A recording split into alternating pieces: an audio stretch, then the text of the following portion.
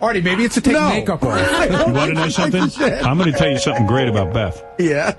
She never moves her bowels. Well, I'll tell you what. Maybe once a month. I've never seen. I've been. Honest to God. I've been away with Dana, like, to the point that I'm afraid for her health. We've getting excellent reports on you. Do you ever shut up, or does Mr. X just have to punch her in the face? Now you're going to bring me. So shut up. As the producer of Robin, when you get an opinion on your own, I'll talk to you. Are you? I've put out hit albums. I had the fastest selling album in history. What, are you going to be upset with Jason because he whacks off to your wife? I mean, that turns me on. And I got up, I pished. I don't want to be in a wig and a purse. I do that in my personal life. Yes, I'm like a woman who's been raped. How much is Howard paying you a week? I'm paying you more, okay? Fucking give me a fucking break. Now look, I don't want to get into a long explanation. That's not what I came here for. My audience isn't here. They're here to laugh.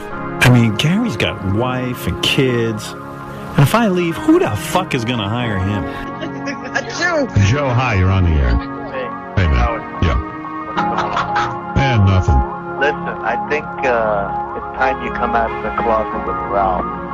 Oh, please. Because I know deep down, I mean that literally. All right, so I'm a homosexual. You're a sword swallower. Right. I'm a homosexual, you're right. Thanks, Howard. Right. I'm going to tell you. I'm caught. Good. In fact, that's good. That would be easy. I'd love to be gay. It'd be so goddamn simple. But then when people ask me about why I'm separated from my wife, I just go, you know what? I'm gay. I told you something. I will not say no. I told you it's a personal defect of mine. You don't have to say no. All you have to say is, yeah, that'd be great. I could use the help with Casey. That's fine. No, I don't want to be told how to say it. I told you my problem. I don't want to be asked. You don't know that? Bad position. No, you put me in a bad position. You asked me. Then I'm not a good guy. I want to be a good guy. Listen to me again. I'm going to say for the 15th billionth time since I've known you. Don't ask me if you can leave early. You know what you have to do, and you know when you have to leave. Don't ask me. So that means when I have to work when late, I say yes, you can leave, it means no. Late, can I leave? I have no idea what you make. Really? I have no idea. I got a guy now who's finding out the real names of the occupations of what the people do who bully me. Oh, really? Yeah, I'm kind of a fighter, so... Welcome, everybody, to the latest edition of the, quite frankly, a Howard Stern podcast breakdown of the days of April 6th, 7th, and 8th. It's been a long week because we did about 3 shows. This will be our third recording in about 8 days, and we're not tired, but it is a lot to get through. So I hope you guys appreciate it, and we enjoy doing it, but when there's so much faggotry going on in three shows, it's hard to get the clips around and still maintain any kind of dignity when you get this earworm of Jesus. Even awful. If you don't appreciate it, I understand it's so gay. And you know that voice, everybody. It is our lovely co-host with the most, Sam, back from a little brief hiatus. We want to thank Raven for coming, helping out so much with our last 2 shows. She did a great job. She's amazing. I adore her and appreciate her, and thank you. Yeah, and she's responsible for starting the mockery threads on our Facebook page, which you can find. Just literally go into Facebook. The links are on the YouTube channel, but and also on Podbean. It's so fun. I participate all the time, and Josie, Louie Hatter, Kayla, Roselle. There's a few of them. I am sorry if I'm forgetting names because I am forgetting names. But whoever participates in the mockery morning thread is absolutely hilarious. And I participate either in coercion or afterwards. But when I do it, I do the whole thing because it's so fantastic. It gives a great breakdown, and it's also perfectly, amazingly funny. I love it. Yeah. Rob also is just joining it finally. Rob Huertas is joining it these days. He's I feel bad, actually. It's like you're making people share your bad addiction. Like, here, you have some of these chips too. And Cindy Baines is also on there. She's really good. And what I love is everybody's seeing things the same way. It's not a cult thing, but it is really addictive once you get started. And the mockery it's funny, and people riffing. I love it. So check us out on Facebook for that. It is too, like how Raven said, like a women's support group. like for battered spouses. Hi, I'm Nicole Brown Simpson. I've been abused. Like it really is a support group for us battered, disenfranchised fans. Absolutely. So we usually start off the show talking about some YouTube comments. Before we do that, I want to bring up the problem we had with the previous episode and make sure people understand why that happens. So really, we got when I uploaded the Mrs. Clean episode of the breakdown that was the one Raven and I did with Sam. Sam and I did with Raven rather. And what happened was, and it happens sometimes with longer recordings. YouTube basically copyright froze it and said, no, there's some SiriusXM has decided this is infringing. So they give you they tell you when you look at the details, they go, okay, from 2/22/07 to such and such time, this is the offending part. So what do you want to do? Do you want to edit it out? They give you options, and I choose to cut it out when they can do it automatically. It just takes time. What I didn't notice was they had cut out there was that, and there was another list of edits that were necessary. So I don't know which day it was, but 2.5 hours became 50 minutes after their edits. So rather than keep the 50 minutes on there, I said, fuck that. Just go to our Podbean. I'll make a little disclaimer and detour, and you guys can follow the link. And it worked because most people got the message. They went to Podbean, and we just passed 200 members on our Facebook page. So congratulations. So basically they were like, listen, this cunt Sam, she's really hogging up all the air on this episode. We're gonna relent her to Podbean. No, I'm just teasing. I don't know what it was, guys. And this, if it happens again, I don't care so much, because we have the Podbean feed and people can go to that if they're smart enough. They just get the app, and if you don't have the app and you're just using a browser, you download it and play it on whatever media player you have. That works for us too. But we do like the comments in YouTube, so hence why we're going to read one. So Sam, if you got the one handy. Oh yeah. Okay. So Liam Pato said, I like Sam, but glad she's out today. It's so annoying when she starts worrying every time you say retarded. Who gives a shit? You're not even targeting an actual retard. So I completely empathize with you, Liam. I am not a word police, clearly. People tell me all the time I swear too much, and I try to work on that, and then I inevitably fall down on my face flat. But I will tell you, I have a special problem, not even problem, let's rephrase this. Mm-hmm. I was young when I came home off the bus one day in elementary school, and I sat down for dinner and said to my parents, guess what I learned on the bus today? Do you want to take a retard test? And my dad got up from the table and walked away. I knew my Aunt Mary, his sister, was slow, but I didn't know that she was what I guess you would consider, or how people considered slow people, retarded. Mm-hmm. That's what they considered them, and how much that affected my father getting beat up sometimes when he was a kid because it was his older sister, yada, yada, yada.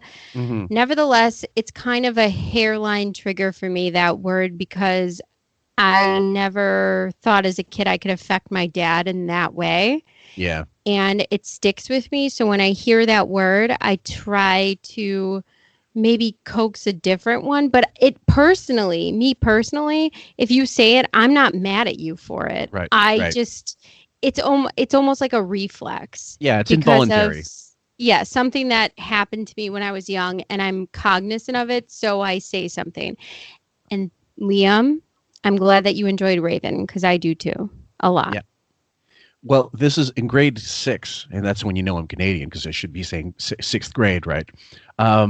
In grade 6, we went to music class, and the whole class went, and our music teacher, Mr. D, we called him. He was a great guy. And he goes, everybody get your jackets on, because it was winter. We're going to go somewhere. And so he took us. It was around December.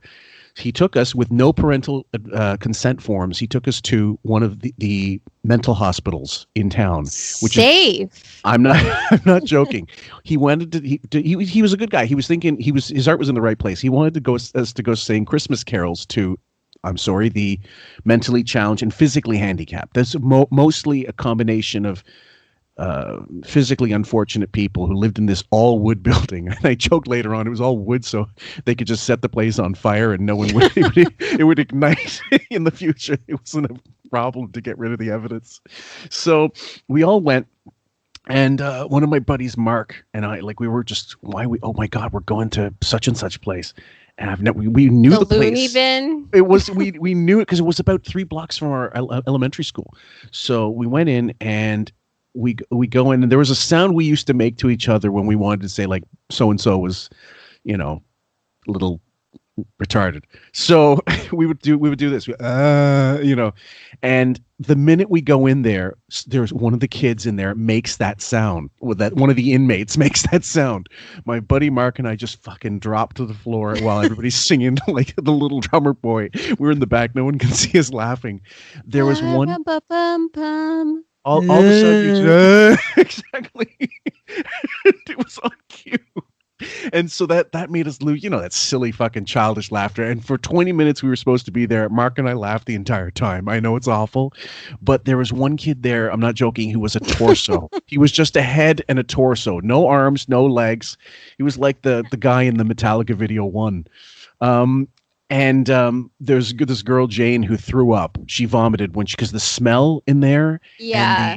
And there was a combination of like Lysol and shit. Right. I mean, if anybody watched that, back in the day, Geraldo breaking into that mental hospital, that's, what made his career huge. He went into this mental hospital, and it was per one attendant was like 30 mentally handicapped, physically handicapped people. And it was seriously like a million Quasimodos to one attendant, and everyone was just like throwing shit and food at each other. It was terrible. Right. So, I am not a word police. I apologize that it sounds like that. I'm not mad when Fillmore says that in the slightest. Right. I really am not. It's more of like a hair trigger thing. So. Yeah. My argument is we can use better language than that. Like, for example, when Life Goes On, the show was a hit. We started saying Corky instead. So, and that's not much better because I've got a friend with a Down syndrome child, and we're not trying to be insensitive. But the point is, if we're trying to be, when you're trying to be funny, I'd rather have like better laws passed for people. Yeah. That means more to me. The language, it's fine. So I'm sorry. Yeah, that's it. Well, Jerry Seinfeld was the one who said it. He won't admit it now, but he did say in comedy, at some point, everybody's got to laugh and one person's going to cry because that offended them. But then it's going to switch and someone else will do the crying and everybody else will be laughing. So that's part of comedy, unfortunately. So you talk about divorce. Some people are upset by divorce. What are you going to do? At any rate, we're happy to bring you April 6th, 7th, and 8th. And my God, folks, that it was nuts. Beth didn't shit that whole time. Oh, you wanted to talk about the intro. We haven't. Everybody will have heard it, but we're not playing it in real time. So yeah, the 6th, 7th, and 8th. So she has 26 more days to move her bowels. Absolutely. So every now and then, this is on the Monday the 6th. Every now and then lately, Wiggy has been playing this wilding impression of Simon Cowell and losing to the impression. Like they can spar, and the impression always gets the better of him. Like he's scripted. The Simon Cowell impersonator is scripted, but Wiggy loses to him. Is this a shtick, or is he that stupid? I think he's that stupid because this happens often, and. Yeah. He really seems confounded by this. He does every time. It gets more and more confusing to him. Right. And as we said over the course of now 13, 14, 15 episodes, I think so far, every now and then we'll mention similar stuff again and again. And I apologize for that, but it's, there is repetition on the show. He, on his own with no writers, he's left with nothing. He really doesn't have a whole lot of comebacks. He's not a comedian. He's not someone that if you were to heckle him, he could get back at you. And you'll hear it right here. Howard, quarantine is just dreadful. Whose wife am I supposed to fuck? My own? Yeah, I was thinking about you. You love to fuck other people's wives. Yep. Okay, Fillmore, because if you get me on this, who is doing these impersonations? I think that's Wilding. He's awful. Wilding is, and I'm going to apologize for Canadians. We disowned him, guys. You can have that fruit cake all you like. He's shit. He's shit. He's awful. I mean, gay or straight, he's shit. I'm sorry. And his accents are awful. I'm not saying I can do accents necessarily. I can do some, but it's so pronounced and so fucking phony and shitty. I don't know why you'd hire him. He wouldn't pass an audition at any comedy club. He wouldn't pass a sketch show. He wouldn't pass most radio shows, but he works for cheap, and I don't know, they managed to get a green card for him. A work visa. Anyway. Yeah, what are you going to do? I mean, this is a terrible thing for you. But I can still leave the house for essential activity, like getting groceries and impregnating married women, right? So he's stuck on that whole bullshit about, okay, he married someone else's, like, he did basically the same thing Jerry Seinfeld did, but Simon's the asshole. It's a little bit different, but still, nonetheless, it's been a while. He has a kid. And also, Chris Wilding, what is he getting his H-1B visa on? I'm a professional at doing bad accents. That's right. What? Seriously, what is he getting this on? Yeah. Sorry, governor. Right. Good point, Simon. He's making Dick Van Dyke sound like Anthony Hopkins. By the way, is Beth free at 2 p.m.? I want to schedule a Zoom meeting between her and my cock. All right. I'm done with you now. Goodbye. Beth has become quite the little house cleaner. Can she come over here and shine my balls? They are oh so dirty. How many times am I going to tell you, Simon, I am your enemy, and you don't want to start in with me, so you just shut the fuck up. Fuck you. Fuck you. Fuck you. Fuck you. Fuck Let you. To a hoarder. Tight black shirt wearing cunt. So I'm still struggling. The only reason if I am laughing, it's because it's horrendous. It really is shit. So the real Simon doesn't care about any of this. And has not commented. He's not commented shred. On Stern. He's not said a thing about him in all those years. So if we could take this would be like a kid in high school who feels bullied or threatened by someone. He found a note on the floor. He picked it up. He read it. Yep. Oh my God, this kid said this about me. He's super popular. Yep. And he said this about me. I can't believe this. What am I going to do? I'm going to go in my room and shout into a pillow about it, because this is the extent of how little Simon Cowell knows about this or cares about this. The media doesn't even pick up on this. No. I mean, could you imagine this in the 90s? I can imagine all through the 2000s. He went on against Jay Leno, and Jay Leno never took the bait, never gave a shit about Wig, just didn't bother going back at him, because he knew, number one, what was the point? You're giving him publicity, and number two, he's jealous. Like, Wiggy, all those guys, they're way too smart for Wiggy, so they know, don't go in his own in his sandbox and fight with him, because it's pointless. You've already lapped him. He's just shouting this down a bowling alley to emptiness. And so as you hear it, folks, because I think this might be the only time we'll play it, because I'll play it through, but we won't ever do it again. But this is just to give you an idea of the bits that they do. Strawberry stem dropper. That's a good one. I know. Where did you get? That's a good one.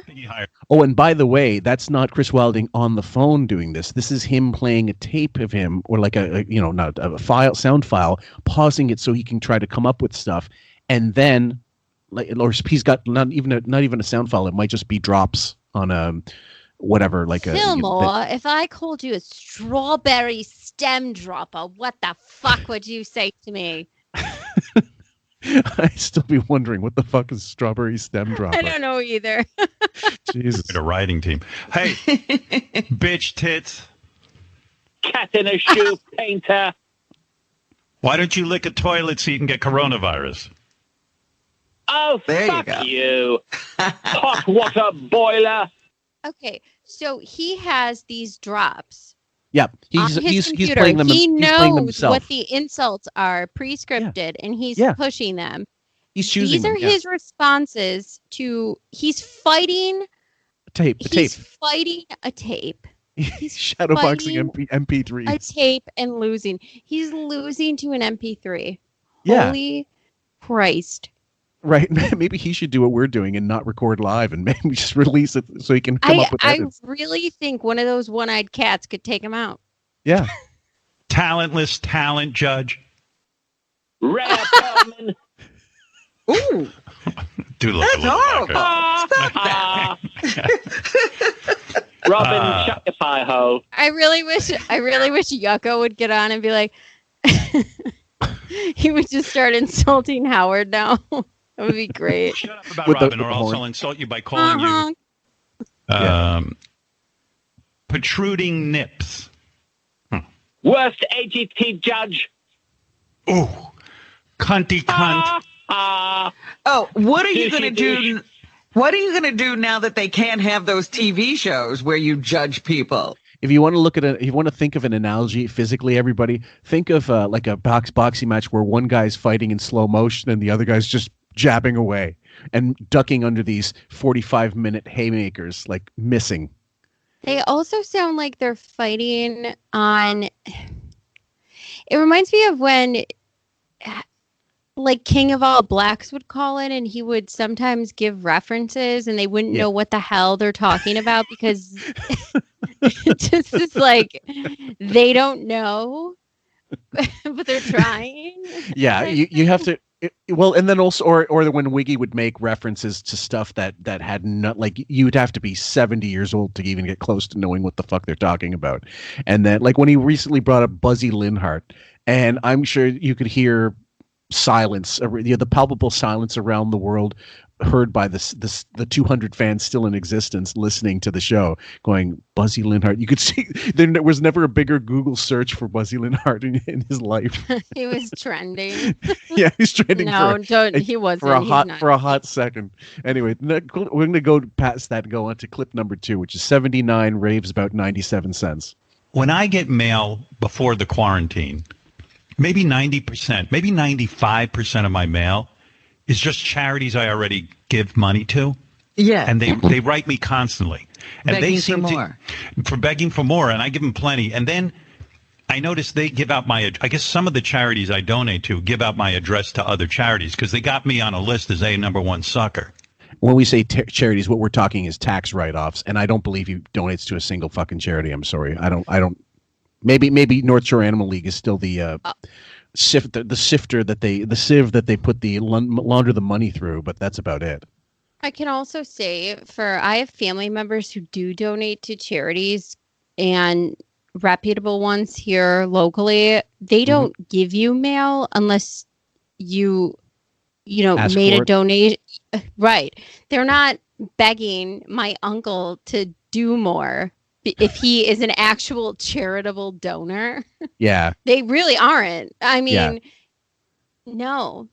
I get what they say where you can make a sometimes donation and stuff, and maybe you need something more from the people who you think you can squeeze more from. But if you're really giving to certain charities, they're not going to keep mailing you. No, and I'm surprised one of them didn't give me some kind of bonus. When I was a kid, I did one for, I don't know if you guys had it, but the Heart Foundation back in the day was one that we did for elementary school. We had to go door to door as kids. And one guy, you basically jump rope for Heart, basically. You get people to sponsor you for physical education, and money's going to the Heart Foundation. And I'm not talking about Bret Hart and Jim the Anvil Neidhart, Chris. So what happened was I go to this one guy's house 3 doors in, and he goes, yeah, sure. He takes the paper. I handed it to him. He goes inside. He hands it back and closes the door and slams the door in my face. I look on the sponsor sheet. It just says, fuck off. I was 9 years old. when I was a kid, I thought that was the meanest thing in the world. But as an adult, I kind of think that's pretty fucking fun. Oh my God. That's the neighborhood I lived in. So 95% of my mail is just people soliciting me for money, not bills. Like maybe 5% is actual, like either like a residual. Okay.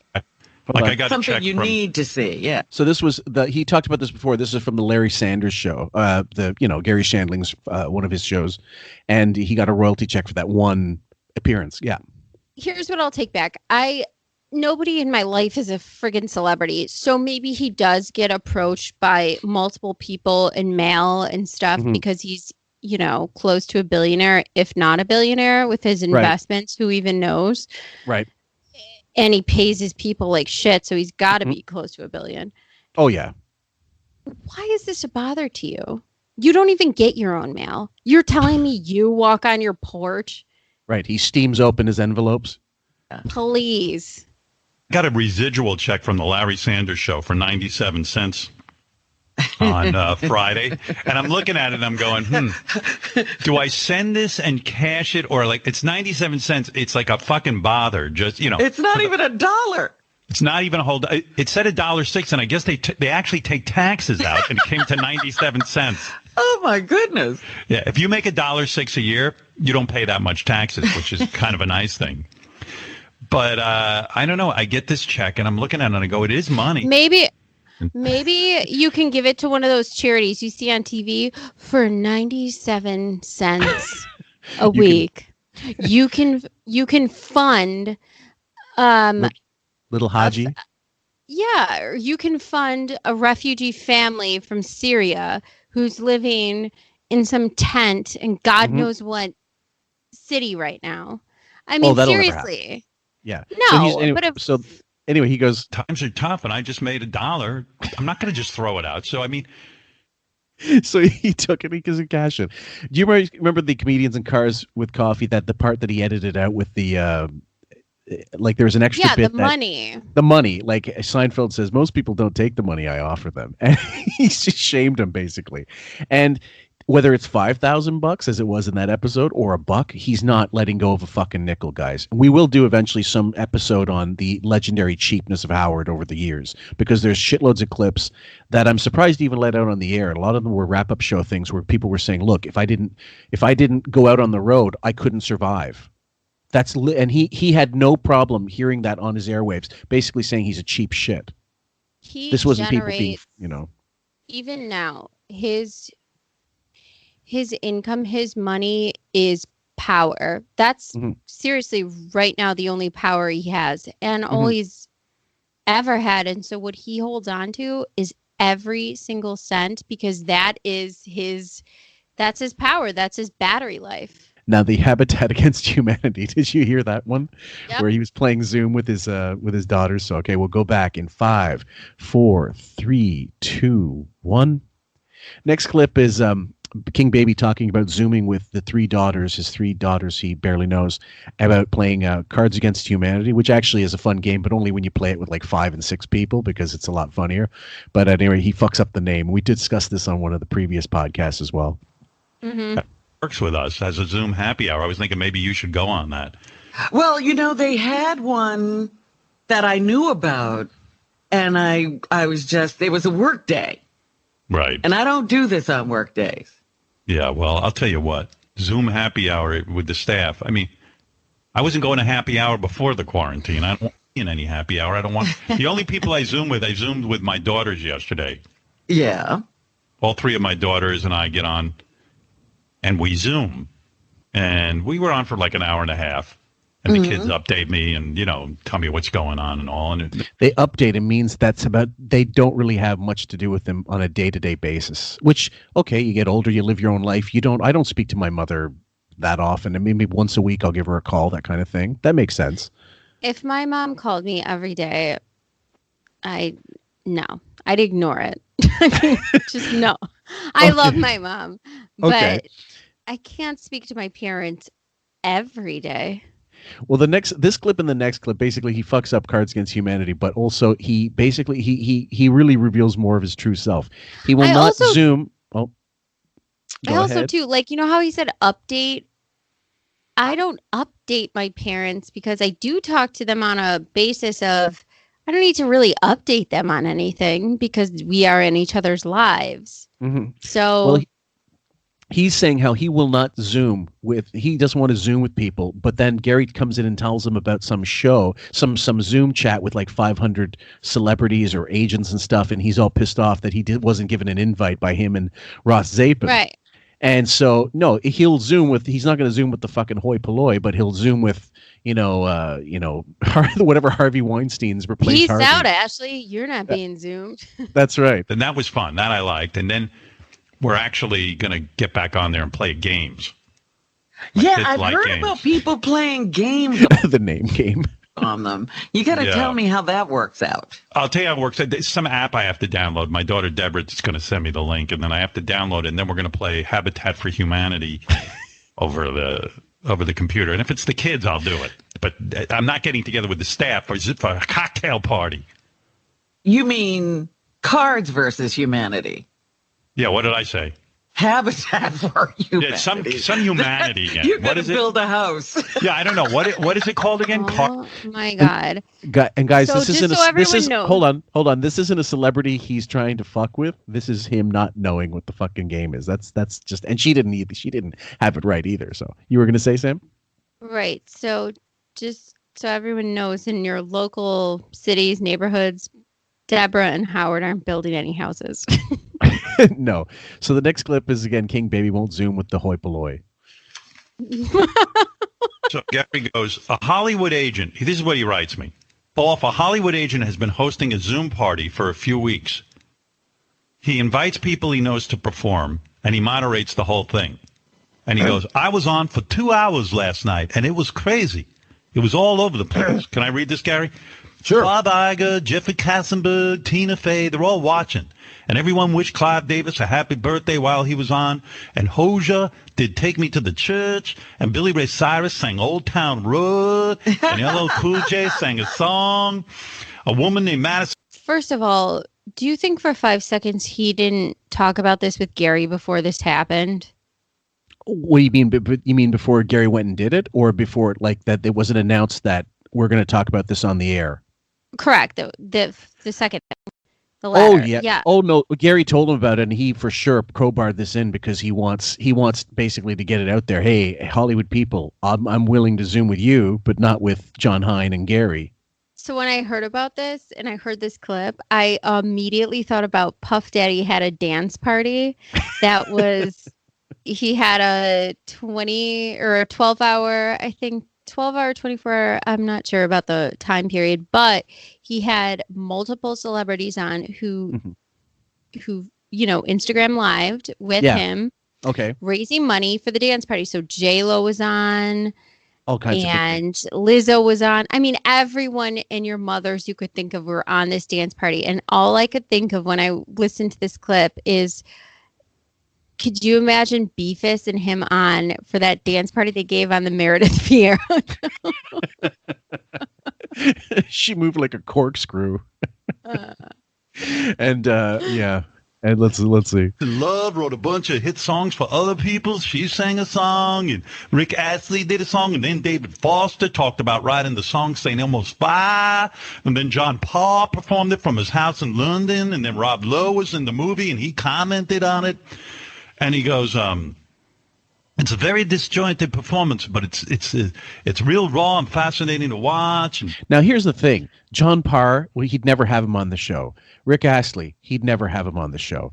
However, because he's so not happening, he's just jealous that Gary had something, more than him to do. And why aren't I getting invited? He wants the invite so he can refuse it.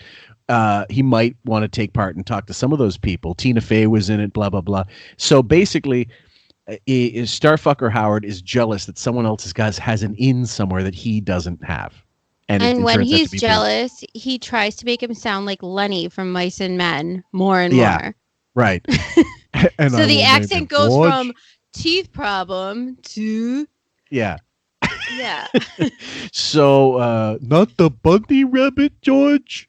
So what happens also is he's also doing a good impression of Bowie, the star, and no one's a bigger star fucker than Bowie. Bowie will crowbar himself onto glom onto any party, any record release back in the day. You posted that great clip, I think, of him. He was sitting in a box and he wanted an autograph, I think. Was that who was this? It was a sports player. I'm not a baseball fan. Oh yeah, it was it wasn't Reggie Jackson, but I can't remember who it was. It was a black baseball player, one of the Willie Mays or somebody like that. I don't know. Someone was sitting in front of him and he asked for an autograph, and the guy just put his hand back, didn't say anything. He was annoyed. He was annoyed. Yeah. He stared at him at first and didn't acknowledge it, and then turned around, and then right. Then he put his hand out, his hand backwards. Give it to me, I'll sign it. Looking at it. Without even looking at him, absolutely. And okay, so anyway, bottom line is Bowie's always bored and always needs to be entertained. So that's kind of normal.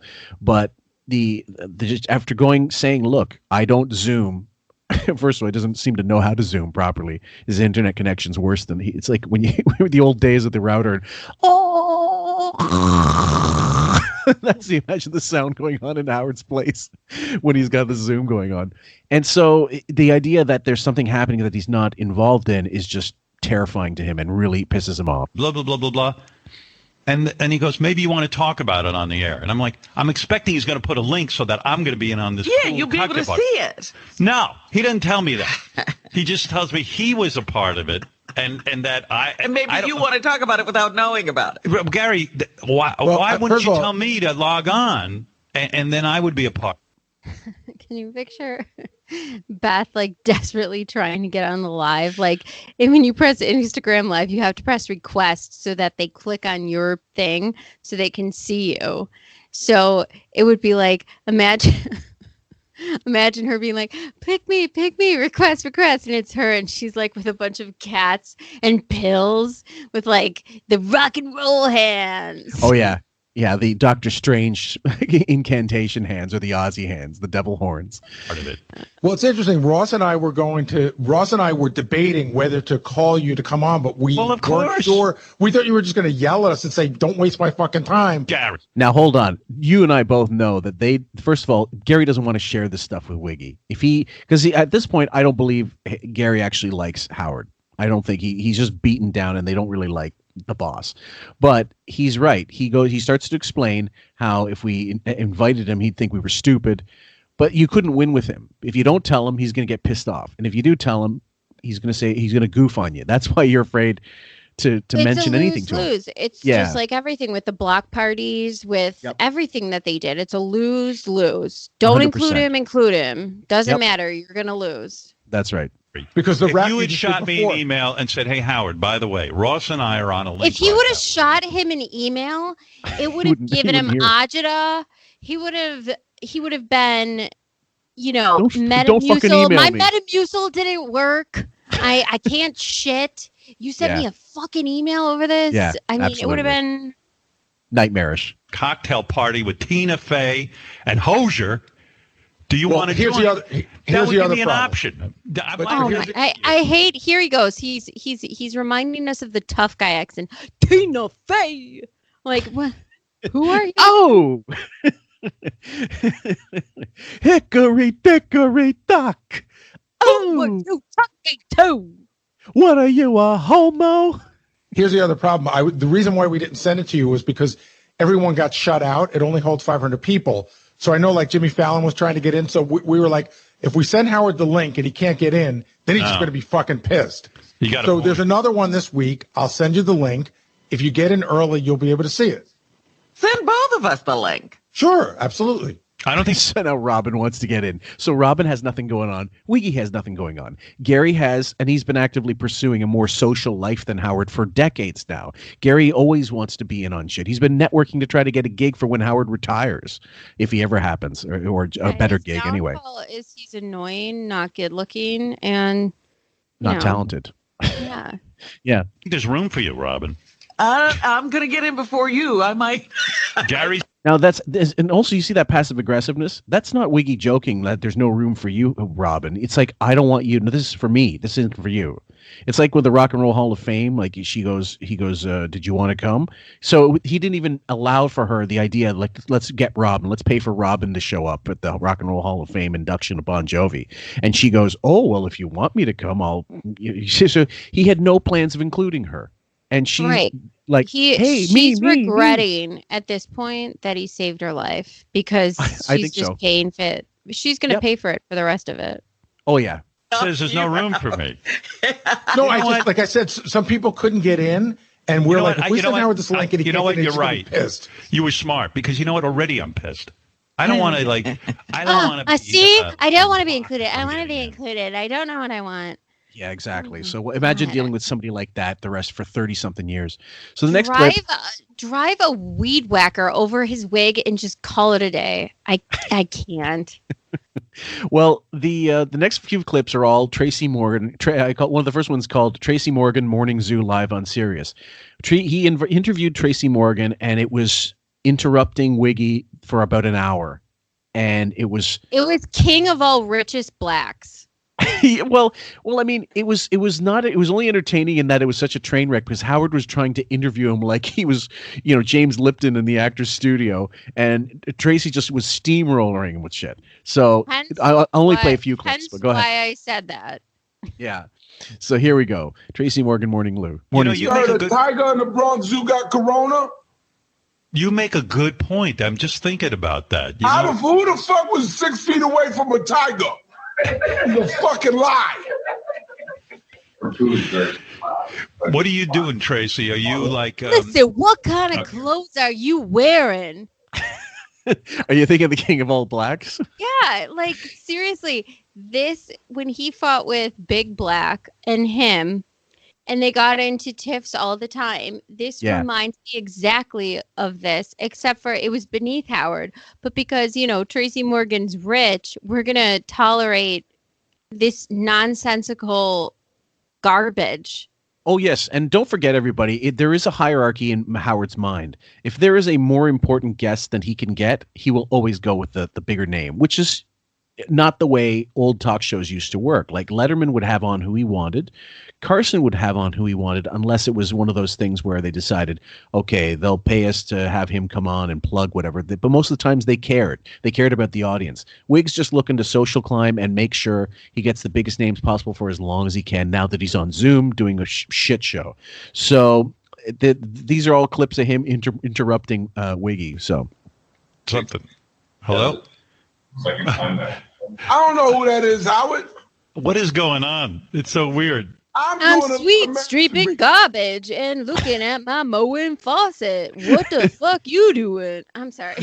Yo, Gary, what kind of car you drive? You BMW? A 3? You got to get the 5, baby. It just blows my mind that we're entertaining this as this is good, but that was bad. And oh God, how could we even look at King of All Blacks? King of All Blacks looks like a scholar, a Rhodes Scholar compared to this. Yeah, I liked Tracy Morgan the first time he was on the show. We're talking, 12 years ago. But after that, it's just diminishing returns. There's no reason to have him on anymore. I don't find him entertaining. But at any rate, here we go. Tracy Morgan lubes up. Tracy, you mentioned an assistant. Now, I don't understand something. If you're quarantining, wouldn't it be wise? I mean, is your assistant living in the house with you? In other words, your assistant isn't coming. You ask a lot of questions, Howard. Yeah, well, tell me exactly how locked down you are. Police, I'm convinced you're with the police. Gives me an excuse to come into your house. I like this. Absolutely. You ask a lot of questions. If you're going to do the interview, do the interview. Yeah. The guy. I like going on here, man. Are you doing any chores? Shut everything down. I just love it. I love how he's giving him shit for no reason. Yeah. It really is. If King of All Blacks could give Howard unrelenting shit, like just taking his garbage truck and dumping it all over the place, and he can't do a goddamn thing about it. This is verbal King of All Blacks garbage dumping everywhere, and he can't. And it's actually great. It's the equivalent of going in the house and just pissing all over the furniture and say, what's this? What's this I'm pissing on? So this one's Tracy Morgan steamrolling through the Wikipedia page. Right. It's a special door. It starts over in Poughkeepsie, New Jersey. What was that whole thing? Is there Poughkeepsie, New Jersey? No. I think it's in New York. I just made something up. I said Poughkeepsie, New Jersey. It just sounds funny. I wish I was born in Bayonne. Just because I like saying the word Bayonne.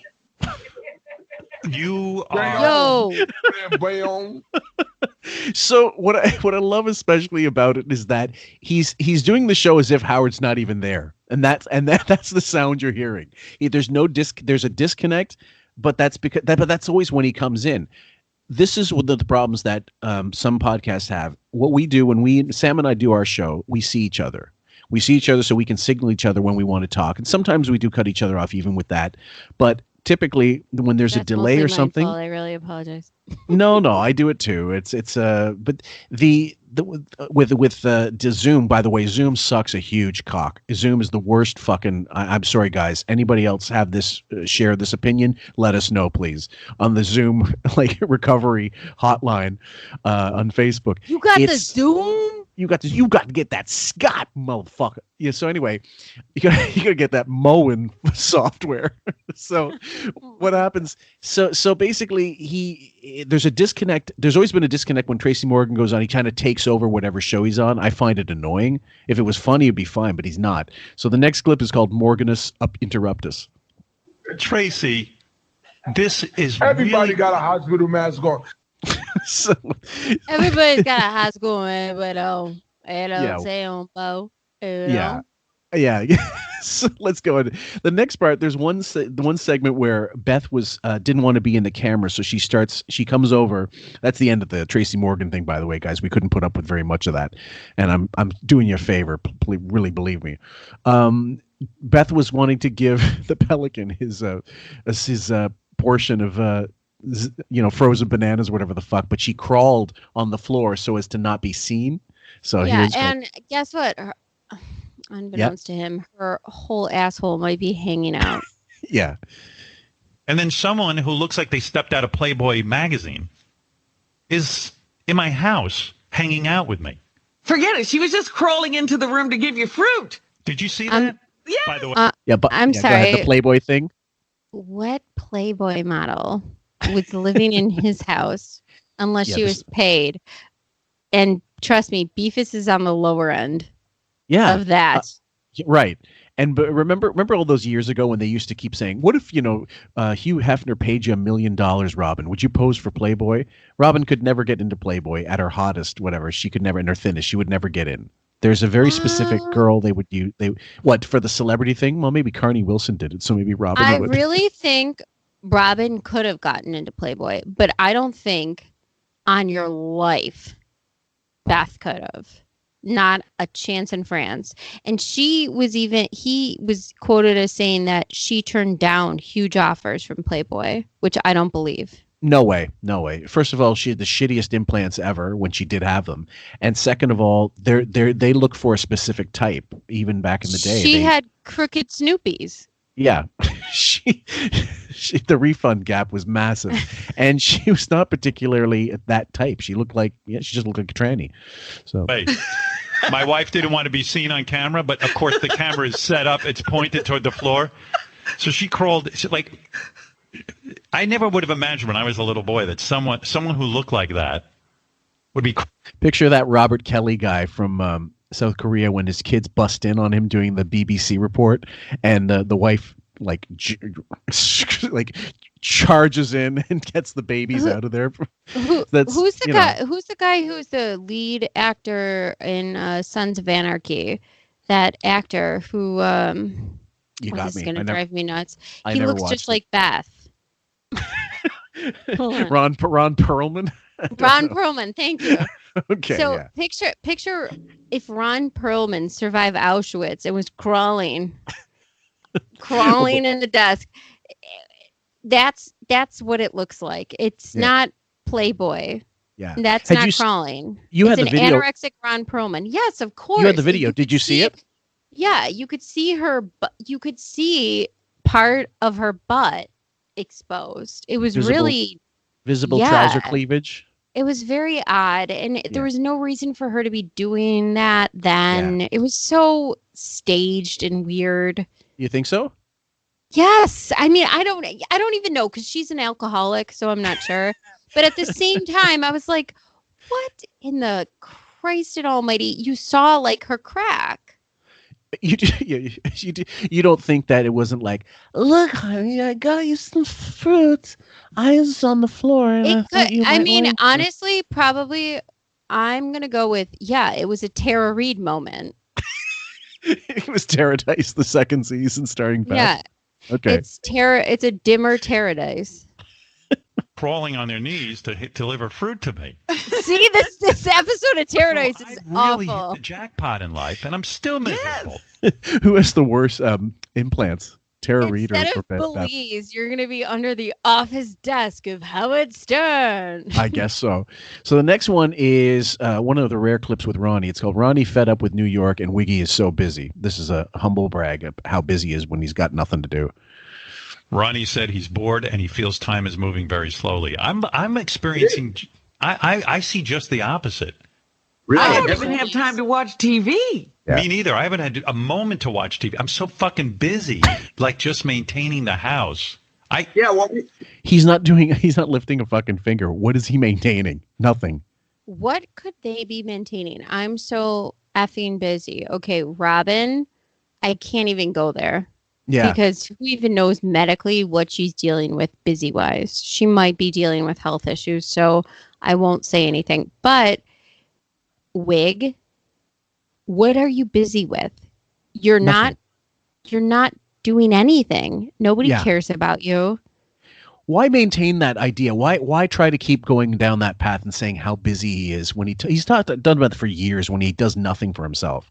Why is he it's not even a case of, oh, I'm getting offers. He lies about that, of course. He's saying he's physically busy and no one believes it. Recently lied about that. He recently lied about that, being this that week? He got shopped. Yeah, that he got shopped interview offers on this week. Okay. Nobody's looking for you. No. And around contract time, which, by the way, this whole year is going to be a contract year, so prepare for some major, like, industrial size bullshit, weapons grade horse shit. But back to what you were saying, what do I think it is? Being busy. And like show business, probably to make it seem like you're getting offers. Well, yeah, like you're happening. But I mean, saying I don't have time to watch TV as if I'm, researching for the next show, or I'm preparing for my next big interview with Muckety Muck. It's no one believes it. You can hear in his voice he's not convincing himself, and he's certainly not convincing the listener. So why say it? Why not say, I'm kind of bored? That's a little more common what the average person would say. I'm stressed out because my kids too many close proximity with my wife for too long, or whatever, my partner. And then, we've watched all the TV shows, and either maybe it's just hard for him to be honest, which is clearly the truth, or busy for him means I'm really busy trying not to let my wife commit suicide. Well, also I'm busy. And overdose. Busy implies, first of all, you got to show people you have a better work ethic by saying it. By saying you're busy, you're busy. Me too. I'm doing all the cooking, the cleaning, the laundry, everything, but it just seems like every day is this, continuous. I'm like Hazel. Cooking, cleaning, and laundry. Note to all gold diggers: marry someone in your 70s; they'll do everything. I never thought to marry. I never thought to marry a housekeeper. And so Beefus, here's the clip 11. Beefus explains the crawling. Oh, here's Beth. Hi, honey. Hi. What's going on? Oh, don't. She's sighing. She's so tired. Poor Beth. First of all, Ralph's on the line too, guys. Just obviously, I love Robin. Sounds a little condescending. Yeah, absolutely. Poor Beth. What happened when you fell down the stairs? I realized Hi, Robin. Hi. I need some help, Robin. She's sighing. She's so tired. See, nobody who's really tired. I know this is I know woman speak. Condescending is if one of my friends was like, "Oh, listen, she's sighing. She's so tired." Yeah. I know. I mean. Not that. Yeah. I need my glasses for that because I was trying to skip steps and I fell. And my wonky eye can't see, and I like to look smart, so I need my readers that I probably stole from Rite Aid when I was drunk. Yeah. Yeah, I heard commotion out there. I was carrying a jug of kitty litter that was full. It was so heavy, so it fell. Thank God. Oh my God! It was like a keg when I went to Pittsburgh for 2 years, and I did a keg stand, but my legs and feet were so big that they knocked out that guy. When the keg stand broke, I just put it on my back because I'm a pack mule. I have the frame of a Clydesdale, and I can hold anything for an indefinite amount of time. And people just do shots off my shoulders. And then so tired. We play bong. This guy's so hot. Look at that guy, so hot. stayed on. It would have been a disaster. What do you mean? You fell onto your knees or you fell face first? No, I caught myself. Oh, you did? Yeah. I never on my knees unless you're paying me like, I don't know. It's just, that's the one thing I realized also not very long into Beth talk on the early 2000s.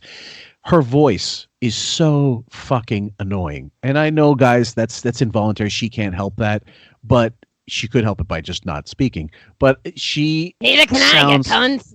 Is that I don't know anybody from Pittsburgh. Is that a Pittsburgh accent? No, I don't know anyone Pennsylvania, from Pittsburgh. but yeah, but No.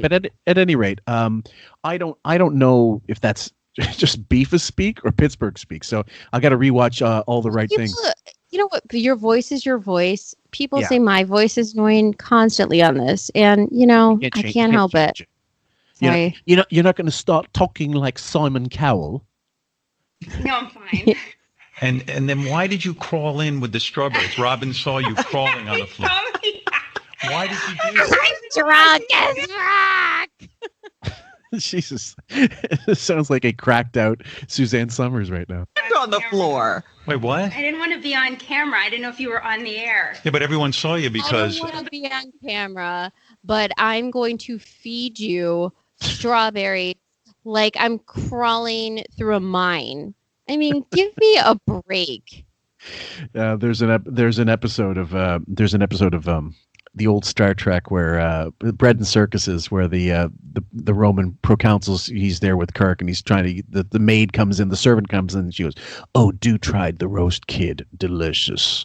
And it sounds like she's feeding him like she's serving her Right. an emperor, like the emperor. It's like The King and I. Exactly. Next clip: Lazy Veal can't clean his Peloton. And then she got upset by that. He rearranged all the furniture in my little sitting room area. Yeah, and then I tore out a whole table that she loved The and everything. lamp was gone. Yeah, TV was gone. And honestly, I didn't even really fix it. It was really bad. You tried. Am I not doing enough or something? I'm trying to Honey, do. look what you're doing. You're working. I know. Go ahead. First of all, I'm not convinced that this part wasn't scripted. Honey, look what you're doing. Am I not doing enough? Yeah. Oh, you rearranged the whole furniture. Why would you rearrange the whole furniture in a sitting room to fix a television? Do we Just really wondering. believe that? And do we really believe he expended one iota of energy moving anything? Does he have the strength to move anything? He can't even walk off the Ellen stage without look like he's breaking a fucking hip. That hippopotamus in a jean skirt helped him down that stage. Yeah. You've got a high pressure job and you're working. I'm I not know, going to but ask you to do house chores. Yeah, he's at like a fucking he's at a lathe all day. That's the high pressure job. Jesus. Ever. But I will. Are you still cleaning the gym, Howard? You took over cleaning. I'm going to be honest. I'm in charge of cleaning the gym. Yeah. I really haven't done I anything. even left a spray bottle of all-purpose. He's worse than Jeff the drunk stamping hands at a fucking pool. Dude, that was one of the best. Was that when Artie paid him money up? He wanted money up front. He didn't actually hand out flyers. He just stuck them down somewhere. That was for passing out posters. But seriously, Wig is the he's not even as good as a Jeff the drunk hand stamper. One-armed hand stamper. That's great. Actual cleaner with rags. So all you have to do is right before you're working out, to spritz it and wipe. Well, I sprayed my Peloton bike, but then I gave up after that. Why? It's good. I was It's gonna be tired. Stinky. I'll go in. I was tired. I was tired. I'm exhausted. All you have to do is you take the spray on the bike. I was tired. This seriously sounds like two over-medicated idiots. And he also I just got this image of Howard holding a spray bottle the same way the apes in the beginning of 2001 are looking at the what do you call the monolith, and like what is this? Like throwing up the what is it, the bone, throwing up the fire, whatever it is. I can't remember what it is they get a hold of. I'm sorry guys, I thought of throwing in a reference and I still fucked it up. Just call me Wiggy. I know what you're talking about. Anyway, Beefus number 13. Beefus failed suicide attempt. I don't get it. Coronavirus You'll never isn't see going away. Manhattan again, Beth. It's not going to happen. Honey, we're here. That's it. Well, we're together. But you have to pace yourself. That sounds like positive. Let me play that. Isolate that audio one more time. Okay. Let's hear the greatest hit. Cleaning a house? I'm living my dream. Oh, sorry. No, hold on. I love Let's- I don't wait, get it. you- Coronavirus wait, isn't going away. What's that? Let's hear this again and realize that this is true love. This is love of all loves. Everyone needs to be jealous of their love. They are. Are you That's right. jealous, everyone? Quite frankly, you should be By the way, jealous of it. what happened to sweet love? They don't say that anymore, do they? Quite frankly, I don't know why, Fillmore. Yeah. Again, Beth. It's not going to happen. Honey, we're here. That's it. Well, we're together. But you have to pace yourself. I will. Oh, well. Let me get back to my Carlo Rossi. Thank you. For me, I'm living my fantasy. And I hate that. Thank you. Thank you. Uh-huh. THAN space Q. That's how you spell that, guys. Thank you. We're together. I'm doing a radio show from my basement. This is what I used to dream of when I was a little boy. I would sit there and go, I'd sit in my parents' house with a tape recorder and do shows. He's like Anthony Zerb in Kiss Meets the Phantom of the Park, just controlling all these robots and shit. I'm sorry. This is like the fruitiest version of Misery I've ever heard in my life. Yeah. It's it's Kathy Bates and we're together and she's just like, and she's, James Caan and he's like standing, he's Kathy Bates and he's like, Kathy what? Bates. Yeah. And he's like, what did you say? She's like, we're together. Huh? And he's like holding it over like, Yeah. His sledgehammer is a prenup. And then when I wasn't doing shows, I would dream like, hey, and one day maybe I'll get laid. So I'm with the hottest woman. Oh, yeah. See, Kathy Bates. Yeah. I'm with the hottest woman.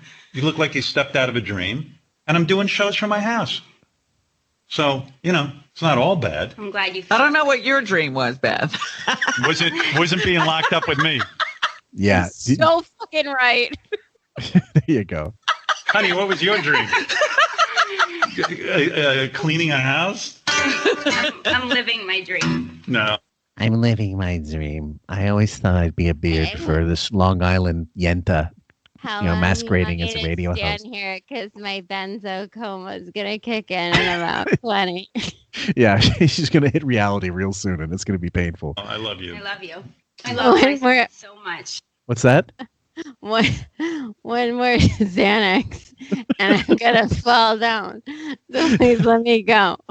Let me slow my heart rate down to 10 BPM. Thank you, So darling. much. Thank you. What was wrong with your strawberries? No, they're great, but you gave me like 100. Yeah, I knew you were hungry. Yeah. Bye. I don't know if he goes into the song, but this might be the tumble. So if it stumbles and we lose it off YouTube, guys, I'm sorry in advance. But sorry, sucks. As like I said, Lord of the Flies sucks to your ass, Mar. You're gonna have to hear it. Oh, what did you just do? Did she fall again? Oh no! What did you do? Wait, come here. Oh no, come here. Oh, honey, put a light up. Hold on. Oh my God! I'll be right back. Play a song. You got.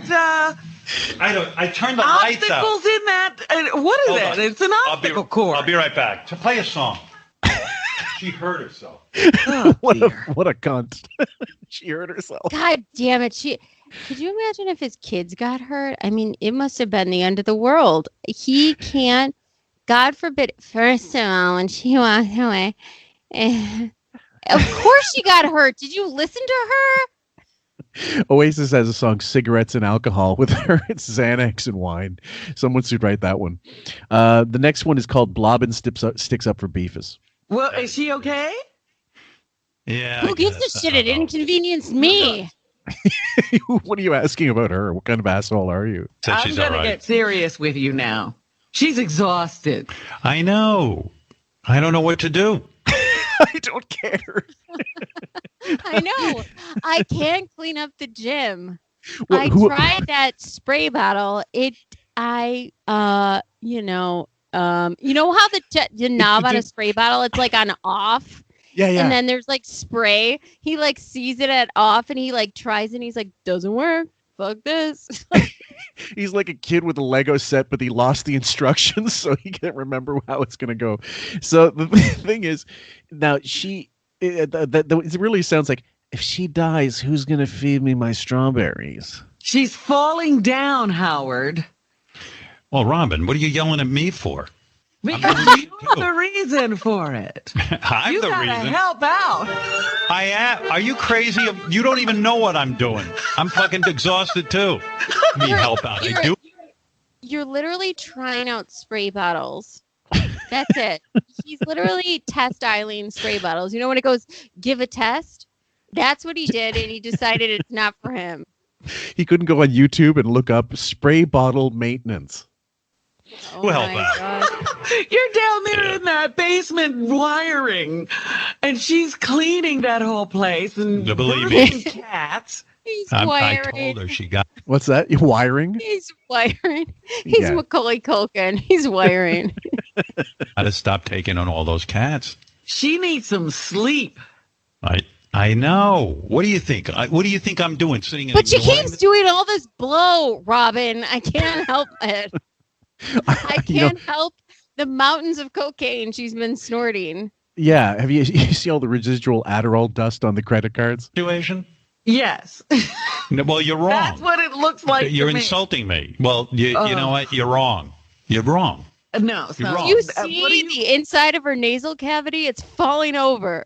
Yeah, she's got no septum left. What are you gonna do?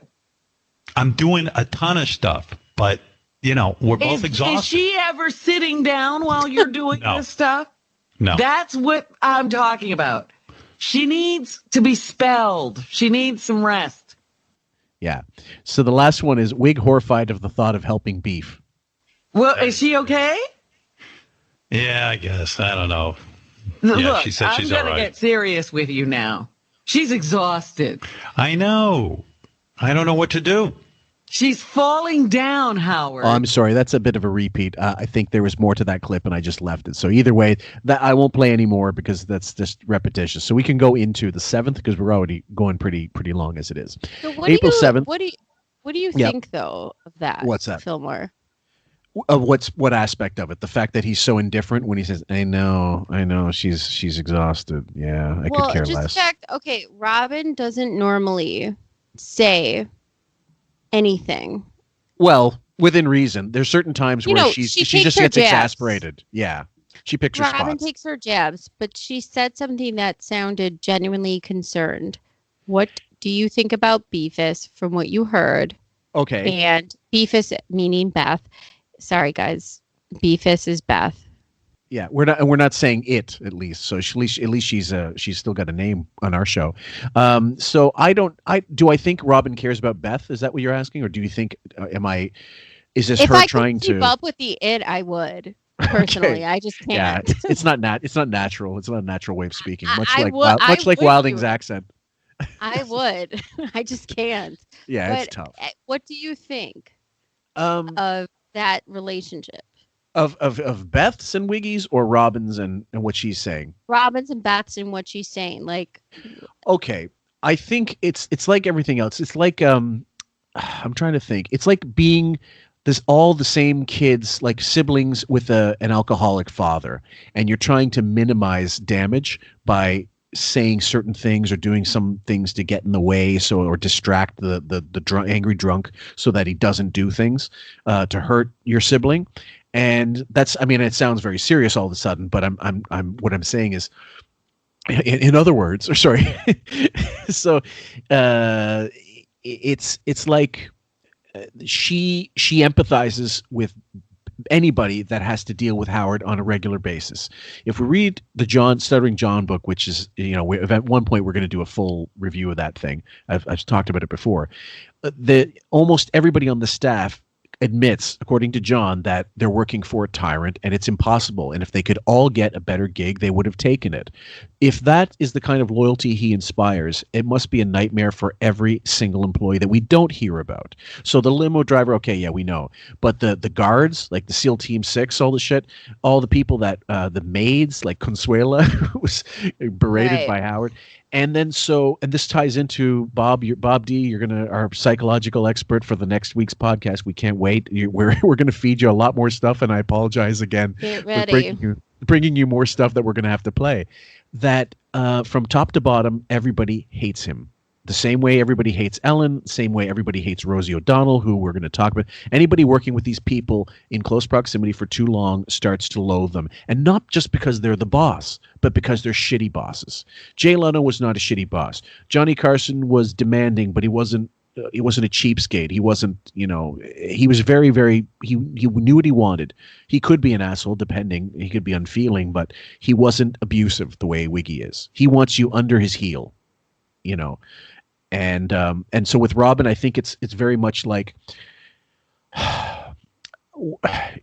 she's pissing in the wind. She's doing what she can sometimes, and I think it's more about she's resentful. I don't think she cares so much about Beth as it is she's like, well, let's see what I can get in while I'm here, because this is a perfect opportunity to point out to him what an asshole he's being, and it's in the context of I'm helping Beth.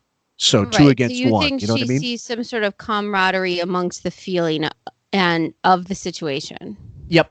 And it could be anybody. It could be Bowie. It could be Ronnie. It could be whoever. But mostly it'll be with Beth because, she doesn't consider Ronnie and Bowie on the same level. So anyway, we're going on to the April 7th clips. And the first one is called Pelotons of Fun. I got to pace myself on that thing. Please. I mean, why are you doing that? Why are you over-exerting at this time? Because I have to be hot for my wife. Well, suppose, let's just say this becomes like a zombie apocalypse and you have to leave. You're going to need those legs. I know. Don't make them too tired. I know. I'm like a prisoner of war over here. I can barely walk. I understand people running and stuff and staying healthy into their 60s, 70s, 80s. I get all that. What does he have to burn off? He has no caloric intake whatsoever. What's he so I don't believe for obsessed? 5 seconds he's doing this either. So I it's like saw the way he walks. So it's like TM. I'll have to put a bunch of jogging Wiggy photoshops on the site and just have. I had a bunch. One of them where he's running with the Warriors. One of them he's running with Rocky. I'll have to put them back on because the Rocky one killed me. Yeah, because I just watched that. And when I saw that Photoshop, I seriously was crying laughing. That was so funny. So we'll finish the rest of that one. Meanwhile, I have this fantasy that I can get into great shape because if a prisoner can do it in that little cell, I ought to be able to do it too, just hanging around here. Yeah. Are we, by the way, Sam, would you give Robin a pass for just being a cancer sufferer? And, she's had a history of just not being able to keep weight off because she's a binge eater.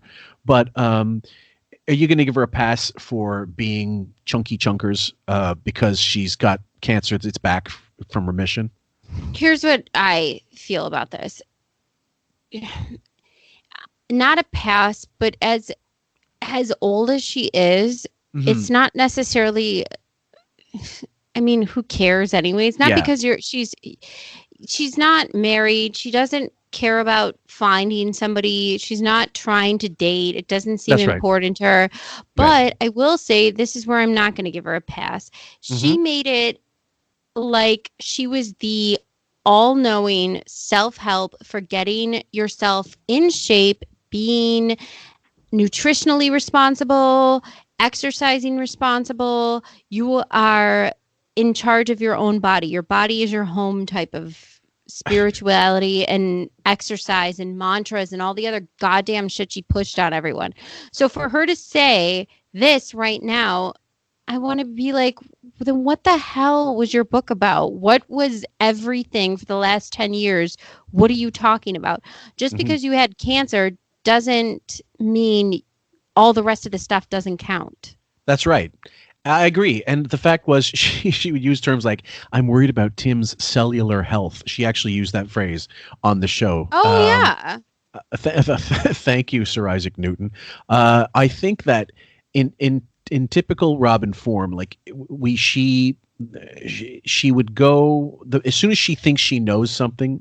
Boy, does she never shut the fuck up about it. And you're right. She had that vegan cookbook that she didn't actually make. She actually wrote the foreword, and then it was released after she came back from cancer, I believe, wasn't it? Yeah, and she tried to say that her diet saved her. Yeah, it wasn't because the fucking it got doctor. her body in better shape for the battle of Yeah, cancer. for recovering from it. And meanwhile, by the time after 2010, she started to balloon right away after the whole Brendan Murphy thing and the quote unquote betrayal. We're using her words. That she started eating again, and everybody knew, like, okay, she's back up. And even Bowie, there's a clip of him saying, "I can't wait till you get fat again." Here's what it is: you can do what you want for yourself and self-improvement. You don't have to push it on people the way that she did, and it wasn't in a way that was empowering. It was in a way that was demeaning. It was condescending. Absolutely correct. Yeah. So you want to be a condescending asshole about your diet and your nutrition to everyone else, and then you have cancer, and now all of a sudden you don't get to eat your own shit. I'm sorry, that just doesn't happen. Yeah, that's why we don't give her a pass, and we don't give Wiggy a pass ever, because, I mean, it's just not right. The next one is called Dusting Off a 13-Year-Old Fart Clip. I'm not going to play it, but basically it's something, it's a sound that Richard recorded himself shitting into a toilet maybe 13 years ago, and you haven't heard it since then. I'm not going to play it because nobody really wants to hear it. But clip number 3, advanced bullshit Tom Brady hype, because Tom Brady's coming in on the 8th, but we got to talk about it, and then we're going to do the interview, and then we're going to talk after it. He has to give you the before, after, during, everything, because he's got to kill time. You know, who knows what'll happen? It'll just be great to talk to Tom Brady. He is the greatest of all time, in my opinion. He really is the GOAT, as they say. I mean, every game I watch, which is like maybe 5. The Pelican meets the GOAT. He started using this term. I guarantee he didn't know what the fuck it meant as an acronym. He doesn't know what it means. He doesn't know if he's the greatest. He really could have used Artie through all of this. That was my thought too, even though, because keep in mind, folks, I am not, you call me a fag if you want, but I'm not an American football guy or Canadian football. I'm talking European football shit. I can talk Kaiserslautern and Borussia Dortmund for days. I could talk to you about Lyon and Livorno and Marseille for years. But I watch the Super Bowl. I still watch big games. I watch playoffs, you know, in sports and stuff. Like, I don't care about regular season too often, so I'm not a major fan.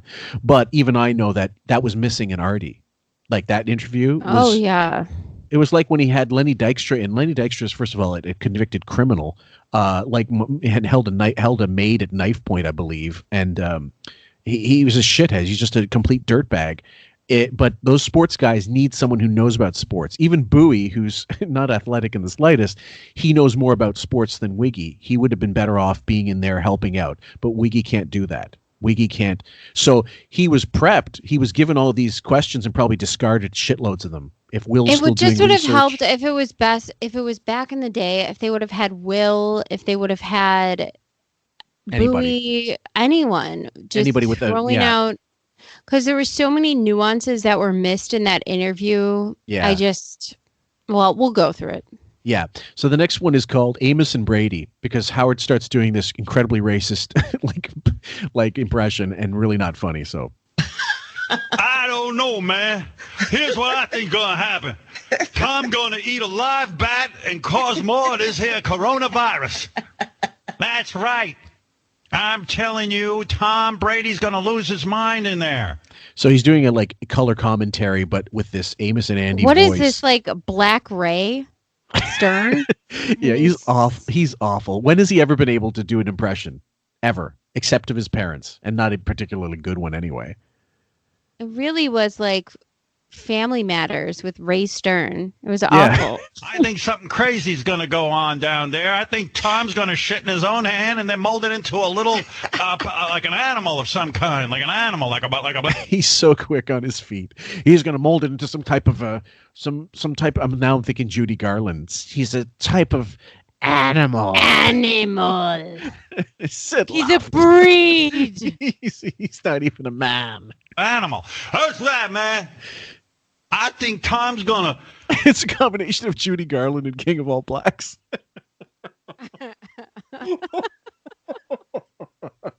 I don't want to die with these people. I want it to be Judy Garland dies in plane crash. For other survivors, Share my money from NBC. That's right. That's perfect. Sid Luft is an animal, yo. Suck his own dick in there. I think he's going to get on his back. He's going to bend over and suck his own dick. He's going to go crazy. That's right. Go ahead. I know you got something to say. You can't what? I'm laughing. Can't. Okay. I think this is going to be. I don't know what's going to happen. Always got to have an opposing You're view talking into to this. argue. Talking to this not obvious Nazi machine. God, Judy Garland. The next one clip is it's called Free Sirius, but nobody's buying, and that is, of course, that there has been what is it until the end of May? They're offering free Sirius for people. Oh yay! Yeah, I know. I don't know if that includes Wiggy or not, but if you saw the quotes on Twitter, it's the funniest shit ever. Like, wow, so we can really hear exactly how bad the show's got. And, like, really, that's because no one's paying. Like, giving it away for free isn't some kind of altruistic humanitarian thing for people who have other things to pay for. And that $12.99 or the $5.99 because we complained about the content. It's going to save your life. Me of, when the moon landing happened and you watch it now, it's like, it just it's like a kid's science project with puppets. Right. Yeah. So that's what this sounds like, Yeah. but he's selling it now. Do you think also a big part of this was because so many other shows are in the same boat and they're doing remote stuff that maybe they can't get guests, or they're giving a thing like, we're going to have to lose a little bit of money here because, like, does it apply to people who are paying? Like, are you getting charged for your subscription? If you offer it for free to other people who don't have it, do people that do pay, is there a thing like deferred? Like, do you... I'm not sure if this is going to get on the back end or how this will work, but Yeah. I'm thinking that Sirius financially, we've said this all along, they're financially a effed company, and right now Yeah. no one's buying cars. I'll tell you Right. that much, because guess what? The DMVs aren't open Yeah. because nobody's working there. I That's mean, right. there's people are- so many problems right now with the economy Yeah. that you better be giving this garbage away for free. That's kind of what I was driving at. Like, if it's this shitty, why would you charge people for it? And in fact, if it was me, if it was Wiggy, if he had something, if he was invested in the company, he would do something like that and say, look, I'll pay for it. I'll pay for whatever it costs, and I'll defer costs, whatever, and stuff like that. Like, a lot of sports stars are giving up bits of their salary, like percentages. They're paying for the staff that work at the stadiums, but there's no live games on and stuff. So I admire that, but to charge money for these shows is an abomination. Oh my God. I think there was the comedian Michael Che, his grandmother died of coronavirus, and he paid for her apartment building, everyone in there, an entire month of rent. Mm-hmm. I could just picture Wig trying to get away with not paying for the whole month if Ray and Ben die in the middle of it. I might have to do a Photoshop of him as Mr. Furley collecting the rent. Let's see. Free Sirius. Okay. People excited about free SiriusXM until May. They think it's a perfect time to bring some laughter, music, and great conversation to Americans for free. I don't know. But you go somewhere else for it. How that's going. I hope people are getting the word. Robin, I tasked you with riding around on a horse like Paul Revere and I've been alerting trying people. to I'm sorry, my horses are dead. I stopped taking care of them years ago. Blaze and whatever's were probably lit on fire, and I could give a shit. Blaze was now the part of some kid's art project when he was made into glue about 20 years ago. I don't know what you're talking about. People were very excited when they heard the news. Good for SiriusXM. I'm a subscriber, and I applaud. I didn't sue them 10 years ago for $300 million and lose badly, and then phone in my show ever since and cut back staff and claim, that Back Office Radio was not the show, and remove all entertainment value from it. No, I think it's really entertaining. I'm a subscriber. I was a stockholder, but I sold it all and bought a big mansion in Palm Beach. I dumped it the first chance I got. Them for offering free streaming until May.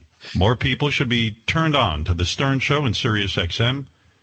makes the quarantine much more bearable with humor, music, and conveying correct, intelligent information. You can see my whole wife's built up asshole crawling away in fear. You can see him doing this live read like through gritted teeth.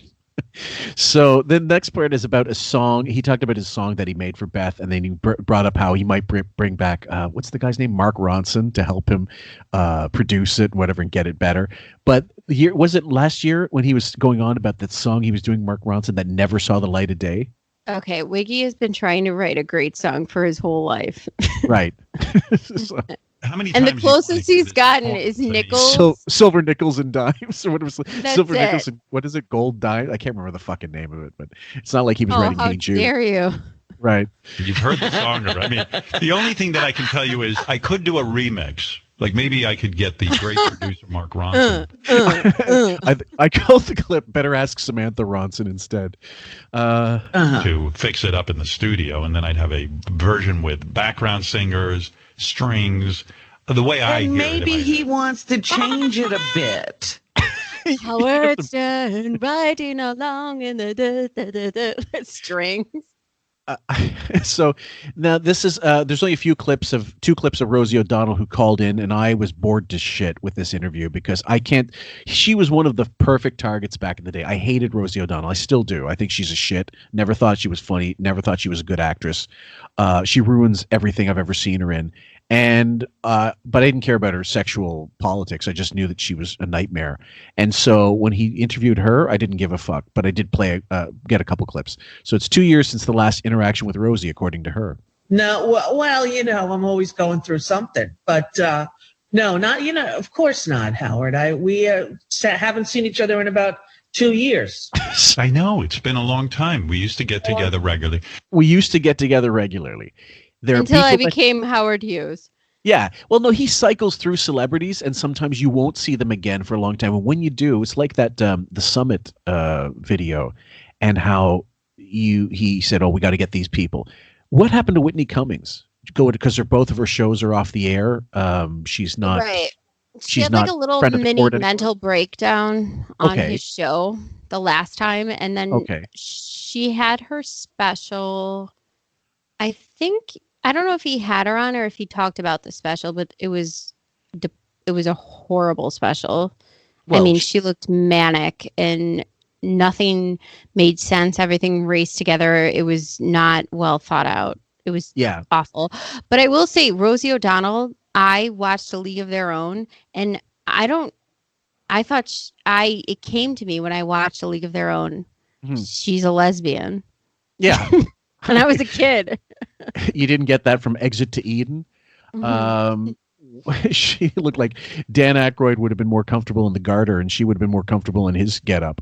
I think so. The next clip is called "Rosie Boring Us to Death with Her Depression," plus Zoom starfucker Howie desperate to get on with the cool kids on Zoom. Doesn't she know there's no crying in baseball? Yeah. Where that you can go, and there's no way to get around it. So I talk to my shrink at least twice a week on the. And because you said to me when Katrina happened, 9/11 happened, you went into such a depression that you almost felt like, oh shit, I might want to just end this all. I mean, it was really bad. Well, really didn't ever get to ending it all because of the kids, but the depression is a serious beast. It's a big black. So Rosie felt depression for all those poor kids, most of them African American, dying in Katrina. Poor you. Yeah. If I were Tom Hanks in that pissing scene, I wish right now it could be all over her fucking pumpkin head. Well, look, I'll give her one thing. There's certain tragedies that mean a lot to certain people for different reasons. Okay, now there's loads of people that put up 9/11 because whatever, it was homegrown. It was basically the more people die in something, the more the more compounded the tragedy is for a lot of people. For others, it's very local, it's domestic, it's something very personal. It's one person that passed away for whatever reason, a hold up that went awry, or kidnapping or something. So it shows you're a human being if you feel for something like that. But he I don't think he's ever been touched by any tragedy, including 9/11. I don't think he's cared about the Boston bombing. I don't think he's cared about. What do you mean 9/11? He came out after it and he gave a great speech. It was in an orange jumpsuit and he cut it out like a jack-o'-lantern and put his cellulite-ridden, ice cream melted ass cheeks out for the entire New York City to see. Yeah, his whole asshole was hanging out. I would love to know how much he donated to that. Zero. His time. That was about it. Next, so I'm not going to keep going on about Rosie. So we'll continue a little further. This is you all have to figure out. We all have to figure out how to best make the dent now when there's so many in need. So did you have to be medicated once this coronavirus thing started? Did you really? I'm still medicated. I love how all these celebrities are suffering. All of you are suffering so much. I feel so bad for all of you. You should just go on. You should go on every social media platform with no makeup and show me how strong you are. Come on, do it. Exactly. Since 1999, April 20th from Columbine. That's how long I've been on meds, and I will probably be on them the rest of my life. Understood that, with my genetic history and my family's. By the way, everybody, I'm not looking up. I'm not looking at depression like some condescending prick. It runs in my dad's side of the family. I had it a little as in high school, but I decided I got more of my mother's stoicism actually, so it doesn't affect me. But it's in the family, and it's not a laughing matter for sure. But Rosie O'Donnell, she's been troubled her entire life, and since before she came out of the closet and well after, it's been documented with her relationships and stuff like that. But she's giving everything. Maggie's giving you nothing. Depression isn't funny. I suffer from some of it, and my family has too. And I don't. It almost feels like a weakness to even say you deal with it. Absolutely. I don't like to say that. It just bothers me because it makes me feel weak for some reason. So whatever. But the point is, Rosie O'Donnell in this situation, admitting it to somebody like him who did all this stuff, it seems so incredulous and ridiculous. It's not some coming of the minds and merging in peace. It's literally too. It sounds so narcissistic when it comes from the two of them right now that I don't take it like I'm knocking depression. I take it as I'm knocking two selfish fucks who have no idea what the rest of the world is dealing with in reality. Yeah, that's right. She might have it, but the examples she's giving, big tragedies, whatever, but that will make you sad. I don't think it'll make you depressed. As opposed to some personal tragedy that happens. So I think, and it's everybody has different triggers, right? And I don't feel sorry for her for feeling depressed over national tragedies, because guess what?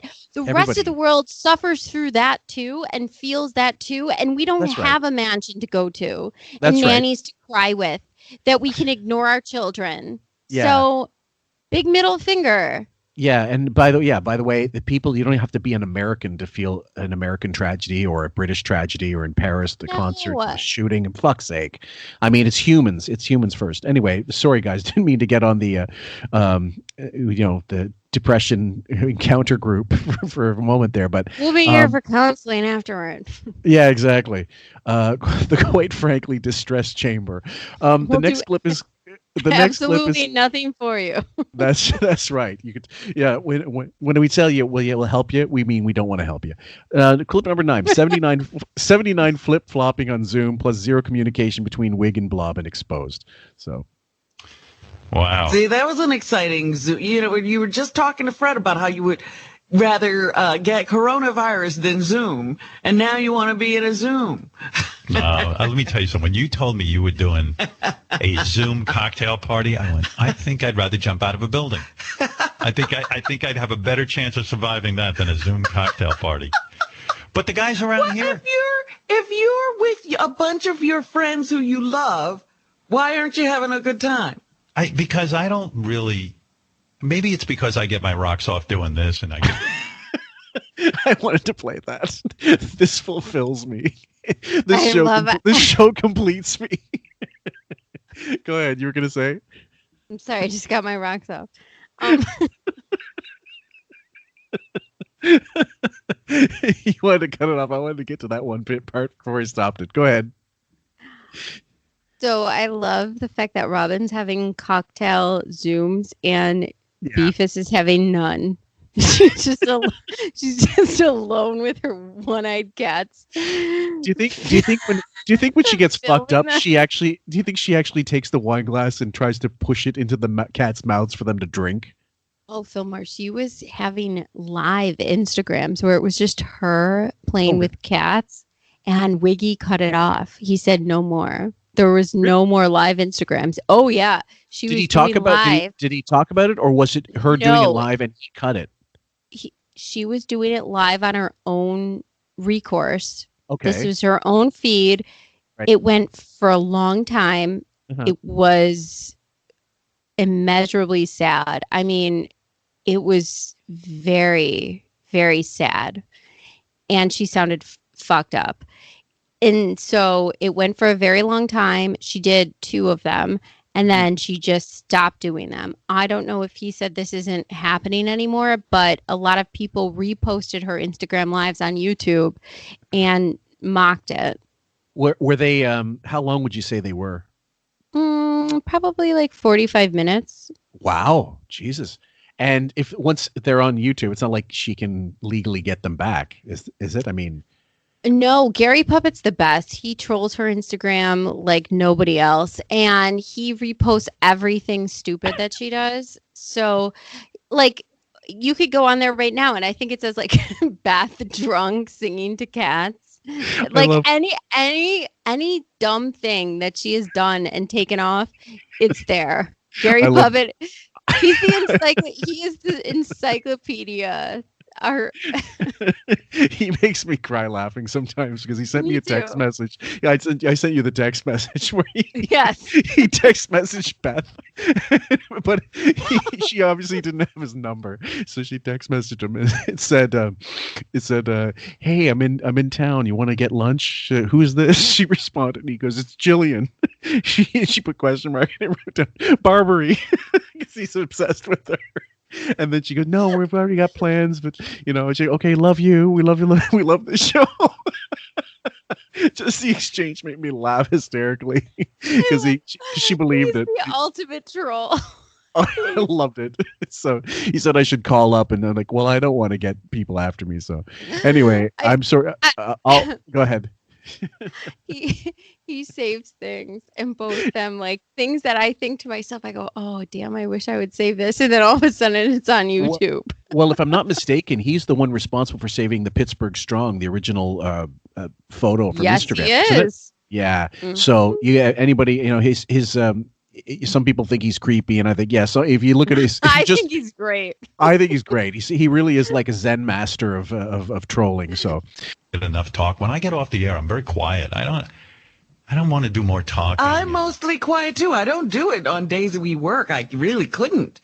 I can't imagine that I have every once and they're going through stuff. I wanna be with them. Really, I don't have friends that I love that much that I want to get on Zoom with them and I mean, I do it with my kids. Yeah, but he's right. He doesn't have friends. He has employees. We Zoom. Right. Well, that's. Yeah, you're gonna say. Also, too, why is this again? We do shows for hours and hours, more than them right now. What's the big deal if you talk to somebody after a show on some app? Who cares? I've wondered about that too. Like, why? Okay, he's. I really didn't think it was exhausting. The way he talks about the exhaustion of it all, I was like, when we first started doing this, I guess I understood the exhaustion of the topic, but I wasn't mentally exhausted. Like I couldn't stand, like I needed a nap. I mean, unless it was really late and I had to go to bed because I had work in the morning or something along those lines. But I wasn't exhausted to the point of, he makes it seem like, he needs nap time. Yeah. He makes it seem like he's been starved and tortured for days on end. Like a prisoner of war, prisoner of Whig. Let's continue on that The one. kind of love. Really? Who are you? Oh. What? I didn't know you. I didn't know. I wonder who these people are you're zooming with. I even call you. I don't Zoom with you, but I call you to see how you are. Yeah. You don't answer. No, not picking up, but all right. I think we should take a break. And that's in case anybody's wondering. You want like this whole the science fiction that they're such great friends just got busted right there. You know. I think we should take a break from ever talking about the fact we don't talk. Yeah, basically. So now, thankfully, everybody, we're getting into April 8th, and that was the infamous Tom Brady interview, and most likely is going to be the reason why this gets shut down from YouTube, but we're going to try anyway. And the first thing, leading off, sadly, for Mrs. Bowie, we're going to say rest in peace to her dad. Gary's father-in-law passed away from COVID-19, and ostensibly the guy must have been 80 something at least. And who knows, at that age, you don't have to have pre-existing conditions. It's just COVID-19 is a death sentence for certain ages. I also say not as so much for death. That's sad. It's the fact that the dignity of having a funeral or a wake or something along those lines where multiple people in your life who care about you and love you cannot show up for something. And to me, that's very sad. I completely feel for anybody that has lost somebody they love. That's right. And they don't get that funeral. But not even that. You don't even get the closure of saying goodbye personally. You can't hold their hand. Correct. And so Dennis DeMarco, we give our prayers and love and respect to you. We're sorry what you're going through. Sorry if you didn't want to be mentioned, but I'm sure you won't mind. I can't even conceive of it, because not that people necessarily have something left unsaid, but you don't even physically get to be with them when they pass. Now, some people don't want that. Some people would want nothing more than to be able to say goodbye to someone personally. And I feel bad for Mrs. Bowie, Mary Delabate, for that, because I can't even conceive of it. I mean, it does happen. People are abroad and something happens, a person just passes away. But like this, when normally she could go to the hospital and be with him and stuff and take care of him and be the nurse kind of, thing and help him out and be with him, because it's a very lonely thing. It's heartbreaking. So rest in peace. You want to be able to say goodbye. You want to be able to share that with other family members or friends. You just do. Yeah. So we're going to play that clip out of respect. Yeah, that was surprising to him. Yeah. Anyway, by the way, condolences to Gary and his wife, Mary. Mary's dad died. I sent him some Capicola. Gary's father-in-law. Yeah. And I've been talking to him about it, and he's willing to share with the audience the horror of when an elderly family member gets coronavirus. I'm surprised Beth didn't break a hoof just even talking about it, like in advance, in case there was something being done online on Zoom. Oh, I'm sorry, the webcam broke. There's been conspiracy theories on our Facebook that do you think Beth broke or has been falling? Well, people have been speculating, has she been falling because it got kicked into hyperdrive after this or during this incursion with this? Like, do you think that she was trying to get herself ready to get out of an excuse?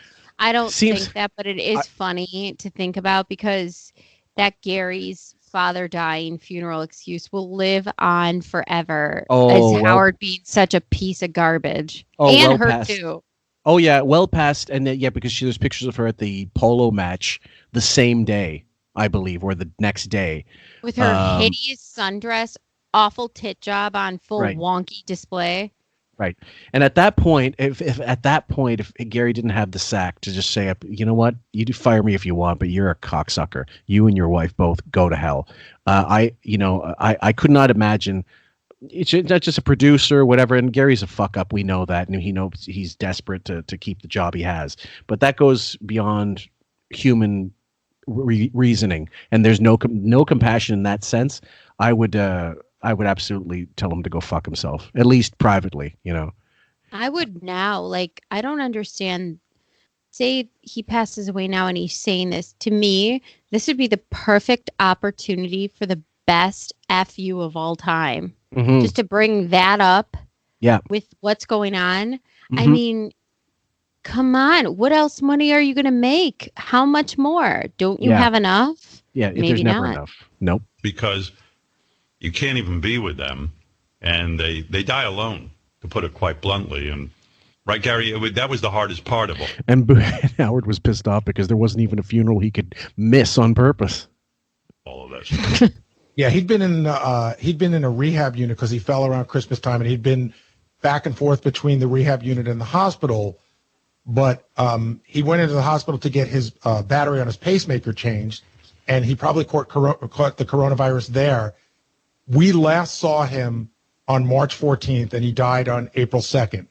And we had no way of talking to him. Once in a while, a nurse would be kind enough to go into his room and with her cell phone and put him on speakerphone. But then once he got coronavirus, that stopped.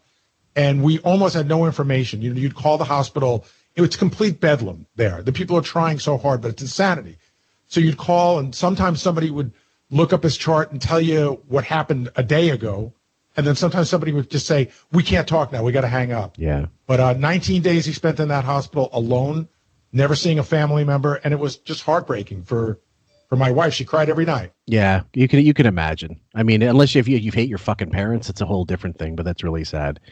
So hopefully nobody else is in that situation, none of the listeners. I really hope nobody's in that situation. That's very sad. Yeah.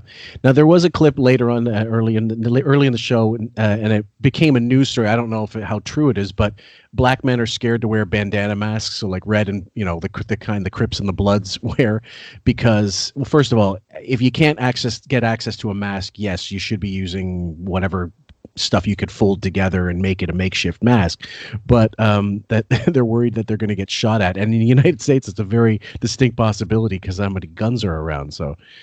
Yeah. By the way, black people are having a hard time during the coronavirus.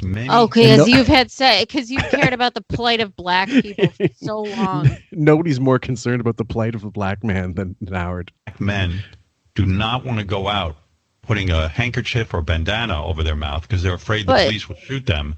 But let's send Gilbert Gottfried out and Dracula Gottfried. Dracula Gottfried. And ask if OJ is guilty or innocent. I love that. Me too. It's the best. It's true. Don't go out. Yeah, well, sometimes you got to go to grocery because store. Robin knows what it's like to be black. She's like a young black man, and you're wearing a mask, a bandana. Yeah, bandana. I get it. Who was I watching where they said she gets it? She gets it. But he gets it too. Oh, I'm sorry. He gets it. He gets it as well. He understands. He literally lives in. I compare it to Rapunzel in the tower, and she's not allowed out. Yeah. Well, Robin, if it wasn't for her nephew, she wouldn't have any black people in her life. Like, that's just the truth. And Mr. X was one of the last black people she allowed in her life. Catherine Starfire, I wonder if she was a sister. Bill Maher, who said, because they said go to the bandana mask if you don't have a mask. He said, well, what if I pick a red or a blue one? Then I'll really be in trouble. Right. You don't want to fuck that up. Living in Compton, California, CA, his Uzi up your ass if you don't get played, or whatever sprayed. All of a sudden, it's like you see your NWA going on. Jesus Christ. I love the fact that he's pretending to understand the plight of this. Yeah. And I'm sure this might, of course, be a real concern for people because, hello, that is a concern for people. Would you know about it? Because you lived in Roosevelt for a year and a half. Yeah. Now you think you understand? Or because you have a black co-host who made $1 million after, the Air Force. That's why you think you understand the plight? After failing sideways in the Air Force and owing them thousands of dollars. No, we don't understand. So shut the fuck up. Yeah, exactly. The next clip is called Tribute to Colleen Callahan, a.k.a. the Wig Whisperer. And Colleen was his wig person on Private Parts, and she introduced him to Tony Coburn, who became the 24-hour wig specialist. And he talks a little bit about her. I want to mention someone who died. I don't know if they died of coronavirus. She was an older woman in her 90s. Do you think she got asbestos poisoning, like COPD, like asbestos, COPD from all the fibers from his head? Fireproofing wig because he didn't want to do a Michael Jackson like the Pepsi commercial. This is the funny part because that's the connection to Tony Coburn and the fact that he had, so ever since Private Parts, he's had a pretty much 24-hour hair specialist. What straight man needs that? What straight or gay bald like person with hair needs that? That's male. I mean, does fucking what's his name? The one that got Matt Lauer. Did Matt Lauer have a hair person on call 24 hours? So distracted by the person in the background right now. Her name was Colleen Callahan. Colleen did all of the hairdos in the movie Private Parts. Colleen died? I was going to say, that sounds familiar. Yeah. Colleen Familiar.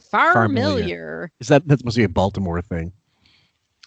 She was a wonderful woman. I want to mention her name. I know you've never heard this name, unless you're a real super fan of like the Academy Awards. She taught Tony how to boil a potato to bake a potato while she was cutting, while she was gluing in the wig fragments. They started years ago to give out awards for hair and makeup, and she had been nominated many times, so many times. This woman was so talented that she worked well into her late 80s because every movie star wanted this, and director wanted this woman to do hair.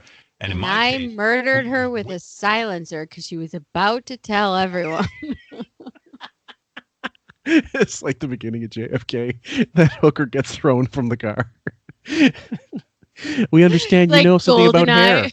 Yeah. Pigs in the movie Private Parts to simulate the different hairdos I had over the years. And this woman always had a smile on her face. Simulate the different hairdos I've had. Who talks about their hair like that? I'm simulating the different hairdos I've had over the years. Yeah. Okay. Yeah. She would be on her feet literally 12 to 15 hours a day. And I was amazed and marveled at her energy. Why she wasn't exhausted. Why would anyone who has real hair be on their feet for 12 to 15 hours a day for wigs? Yeah, exactly. Now, from here, we go. By the way, everybody, I should have mentioned this from the beginning. Anytime there's whack packer stuff, I'm just skipping through it. So if I don't mention it, it's because I'm purposely leaving it out that so-and-so was in, like, Medicated Pete calls in or whatever bullshit, because it's no longer, it stopped being fun when Artie left because, number one, Artie made the whack packers funny. And when he left, it became about not laughing with them, it was laughing at them. And they started treating them like they were, mentally handicapped or physically handicapped, instead of just kind of treating them as if they were normal, which, they're humans. Like the Tant Mom stuff, I don't care about. I don't really give a fuck about High Pitch Eric. I'm not giving him a second of our air. And so if it's not an omission by accident, we directly decided we're not going to talk about it. So unless there's something that makes him look really awful. So we also hate Shuley. So this one is called Tom Brady Frozen. This next clip, because they had so many fucking issues with Zoom that he ended up having to call, and then he started to sound like Dominic. That was the funny part. Oh, great. And Tom, you're renting Derek Jeter's place until you find a place of your own, right? Uh-oh. Tom froze up. Uh-oh. They said he wouldn't be open. Yeah, you know what? He closed down. He actually shut off his computer. No, it's really funny because we've been waiting so long to talk to Tom Brady. That's so funny. They said he wouldn't be open. Yeah. He's a quarterback, not a receiver. So that doesn't work. Howard's a receiver too, but we call him a catcher. Tom, so this next clip is called Tom Swallows Wiggy's Protein Shake in One Gulp. Because this is basically Brady talking about how great Wiggy is and talking is, so clearly he's not really a super fan. He was some kind of fan, but he's bought into the bullshit. I don't know what happened all those other times. What happened? Did people get nervous? Well, first off, I've loved the show for a long time. I lived in Boston for about 15 years, and I would have a about a 30, 40-minute drive into work every day. So I listened to you for years upon years, and I always loved, how really a lot of things. I mean, your work ethic and his work ethic. Jesus Christ. You know what? I want to be like, I wish he would have said, and I've listened to this so many times, I wish he would have said, I loved it for so many years. What the fuck happened? Yeah, well, I mean, I missed the show. What happened? I truncated that one because basically Howard was saying, is it because of the organization that you weren't able to come on and do an interview? Brett Favre was supposed to do one as well, and Bowie said, look, I'm a fan. He talked to Favre off the air, and he said, look, I love the show, but there's no way I'm putting myself in the interview chair. And with Brett Tom, I'm thinking it was just like, I was busy not giving a fuck. I mean, I enjoyed the show. Doesn't mean I have to be on the show. So he's trying to give us a little bit of an explanation. How important it was to you, how important you take your job, and how you prepare, and others prepare for you. The collective teamwork of it. So I always thought, if I ever went on the show, I'd want it to be really good. And believe me, Tom, it was, but not for the reasons you think. The next clip is another freeze. I call it freeze-dried Brady. You almost weren't drafted. Like, you almost had to go. You were sitting on your bed that day when they held the draft and New England finally took you. You were saying, I think I might have to go find another career. No one wants me. Yeah. I was very much a... Oh, no. I know. Tom keeps freezing up. Yeah. Very much a glitch. Absolutely. The next clip is called Freeze, Release Me, Let Me Go. I think the thing is when you're not born with all the physical attributes, and I would say that I was definitely not, like, to compare me to Michael Jordan, I mean, Michael was like a physical freak, He didn't start on the varsity when he was a freshman in high school. I didn't start on the freshman team when I was a freshman in high school. MJ was the second pick in the NBA draft, or third pick, whatever he was. I was the 199th pick. So I think you see some really incredible athletes. And Michael is the rare exception that he had the mental makeup. Yep. Tom froze. So bummed out. So my next clip is so bummed out. Yeah, you would be. So would your company if you're making millions of dollars a year for dial-up talk show. It's not even tin can radio, because the next clip I said Tom becomes Eric the Midget. Gary said they checked out the connection last night. It was working fine. Yeah. Yeah. Tom keeps freezing up. I think we're gonna try to switch him over to a phone line. Things were probably a little bit more natural than how fast I ran or how high I jumped. He just got right in because he was just talking. There was one clip where Eric the Midget, they let him speak for 10 minutes and they talked over him. I wear my PJ pants.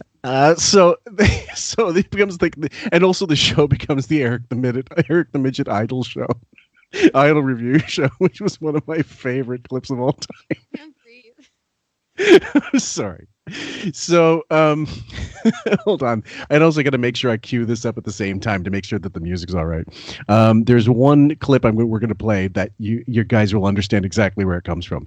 Next clip is called. Go ahead.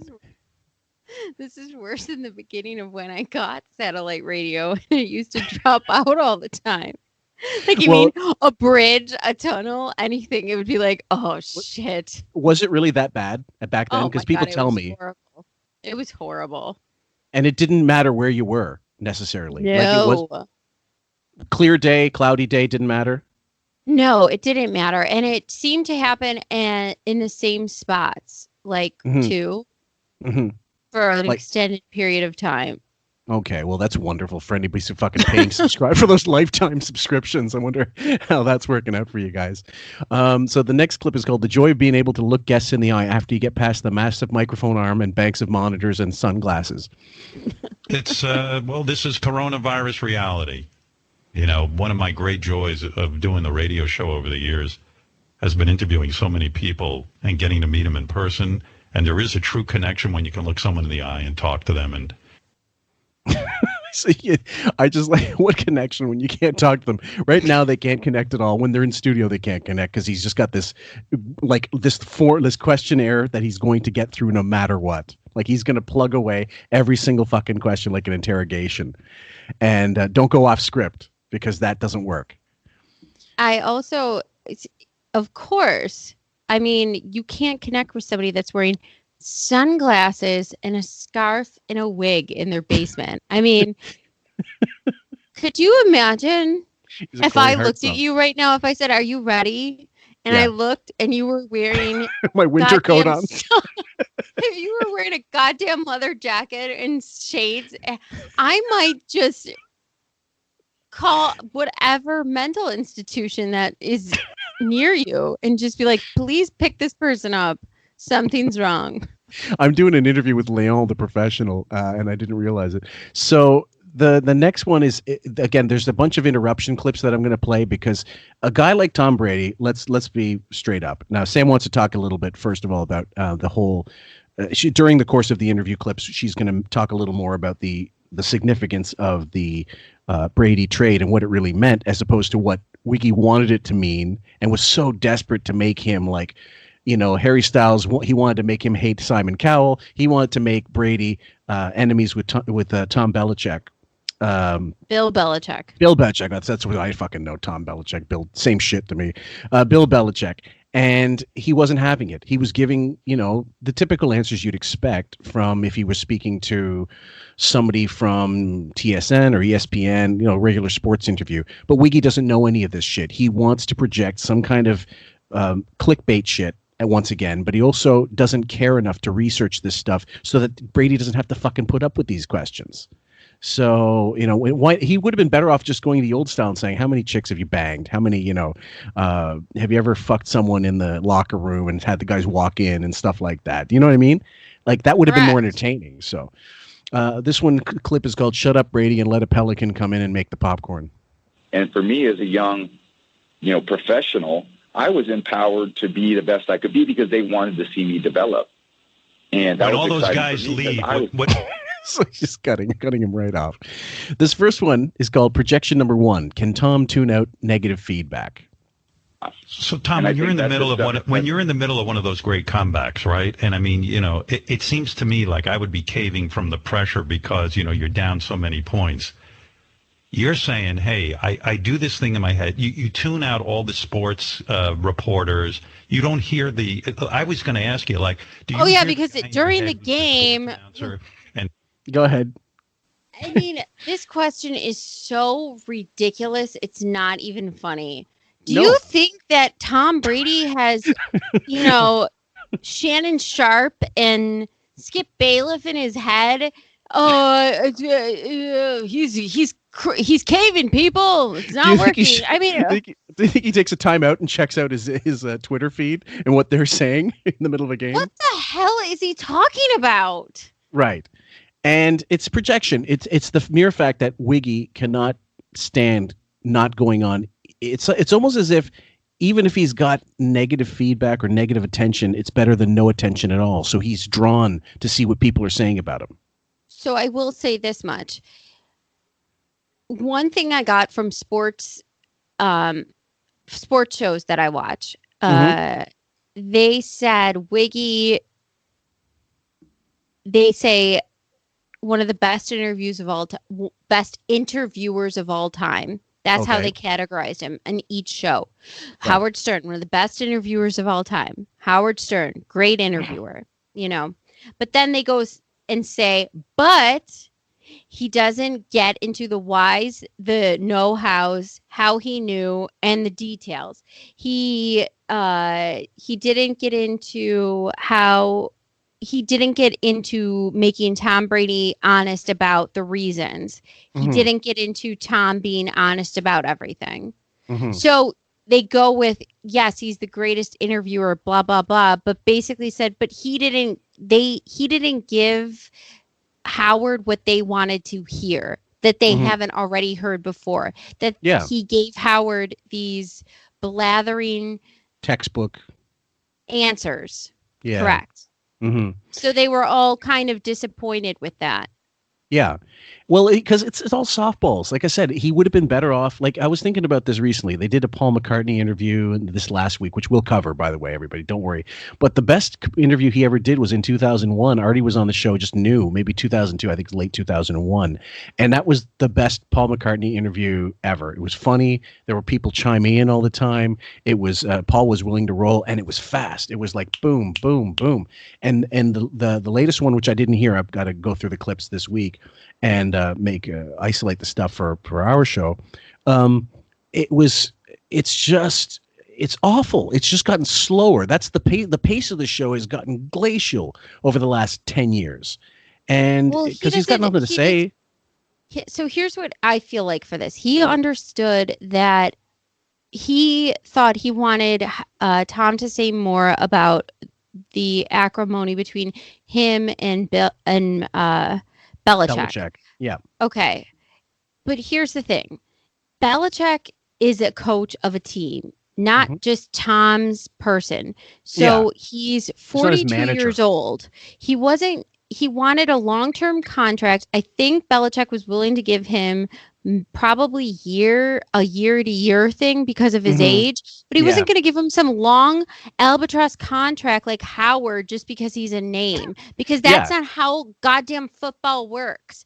So he's an age where he already, 2 years ago, he could have gave it to the quarterback of San Fran, that Jimmy, what the fuck is his name? Jimmy, hold on, I think I wrote this down. Jimmy He's going to drive. No. Jimmy Garoppolo. So he went to the Super Bowl this year with San Fran. Yeah, he lost to Kansas City Chiefs, but 2 years ago he could have grabbed him and he didn't. He listened to Kraft. He stuck with Tom. They didn't get it. So he doesn't want to do. He said, yeah, I will pay you this much for year by year. I'm not going to give you some giant, long, drawn-out contract. Howard doesn't seem to understand that, and he thinks that Tom... Now, here's what he wants. He wants Tom to talk shit about him, but here's the truth. Tom and Bill Belichick are in the best position because he can do what he wants without Tom and prove that he's a good coach without Tom Brady. And Tom can now prove he's a good player without Bill Belichick. So they're getting the best of both worlds here. Yeah. He's an all-star. So is Bill. There's no disharmony in this. There's no animosity. It's like I'm gonna use another sports analogy. It'd be like Gretzky. Okay, Gretzky was with Edmonton, then finally went to LA for the big money, and because they just couldn't afford to keep him, they wouldn't be able to pay what LA was willing to pay, and also he did want to make that huge move, and I think he also wanted. He hooked up with his wife, the gambler, and then he made this big move and took LA a lot farther than they'd ever been. And Edmonton did well as well, but there was a lot of people pissed off. But as he got older, I think he went to the Rangers later in his career. Veteran players don't get the luxury of long-term contracts in any sport because, number one, injuries. Number two, energy. They just don't have. They can't play the amount of minutes that they're used to. It's natural. And the other thing is, as you said, it's just not practical. You want to build a younger team, not an older team. So you give them a year contract, and they understand that because they know they're in the twilight years. There should be no animosity because they're lucky to be getting. Entertainment contracts understood this as well as sports contracts because this idiot with a wig in his basement should be with a coach like Belichick, who should be the head of Sirius right now, saying, "Listen, I will pay you year to year. I am not signing you for a giant amount of time and contract anymore. You're done." Right. You should have did it last time. Well, yes, and I don't understand. Basically, so we talked about this a little bit before. They squeezed whatever they could, but Buchwald squeezed. This was his last big contract that he got. He's not getting another one. He's not getting another one of the same value. And for people who think he's making 80 and 90 million a year, I don't buy it for a second. I think he's probably making at this point maybe 25 million for his service because he's doing so few shows. And you see there's so little production. There's no prize money. There's no the guests are getting shittier.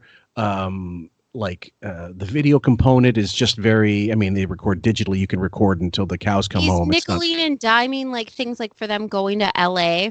Absolutely. And just like there's no extra. There's really just repetitive horseshit. And so you're right. Without someone there to go crack the whip and say, and in terms of ratings, when he stopped getting ratings was the last time he really cared. When you have to put a carrot in front of him, go in the form of a nickel, and say, "This is your motivation. Go for the money." So for this interview, what's so frustrating to me when I'm listening to this is he wants to get this kind of animosity from Tom, from Belichick, and he wants to have him get upset about something. There's nothing for anyone.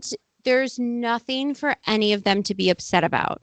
No, right he now. Doesn't get that. There really isn't. He wants they get to prove it in. themselves on their own terms right now. Mm-hmm. Right now, they both gave each other the ride of their life. They are thankful for what they both gave each other, and let them see and prove how they're going to do without each other. And that's it. There's nothing more to say. Right. Nobody says. Only Howard ends his relationships with such disdain and horrible, dynamite imploding relationships. It's just crazy. Mm-hmm.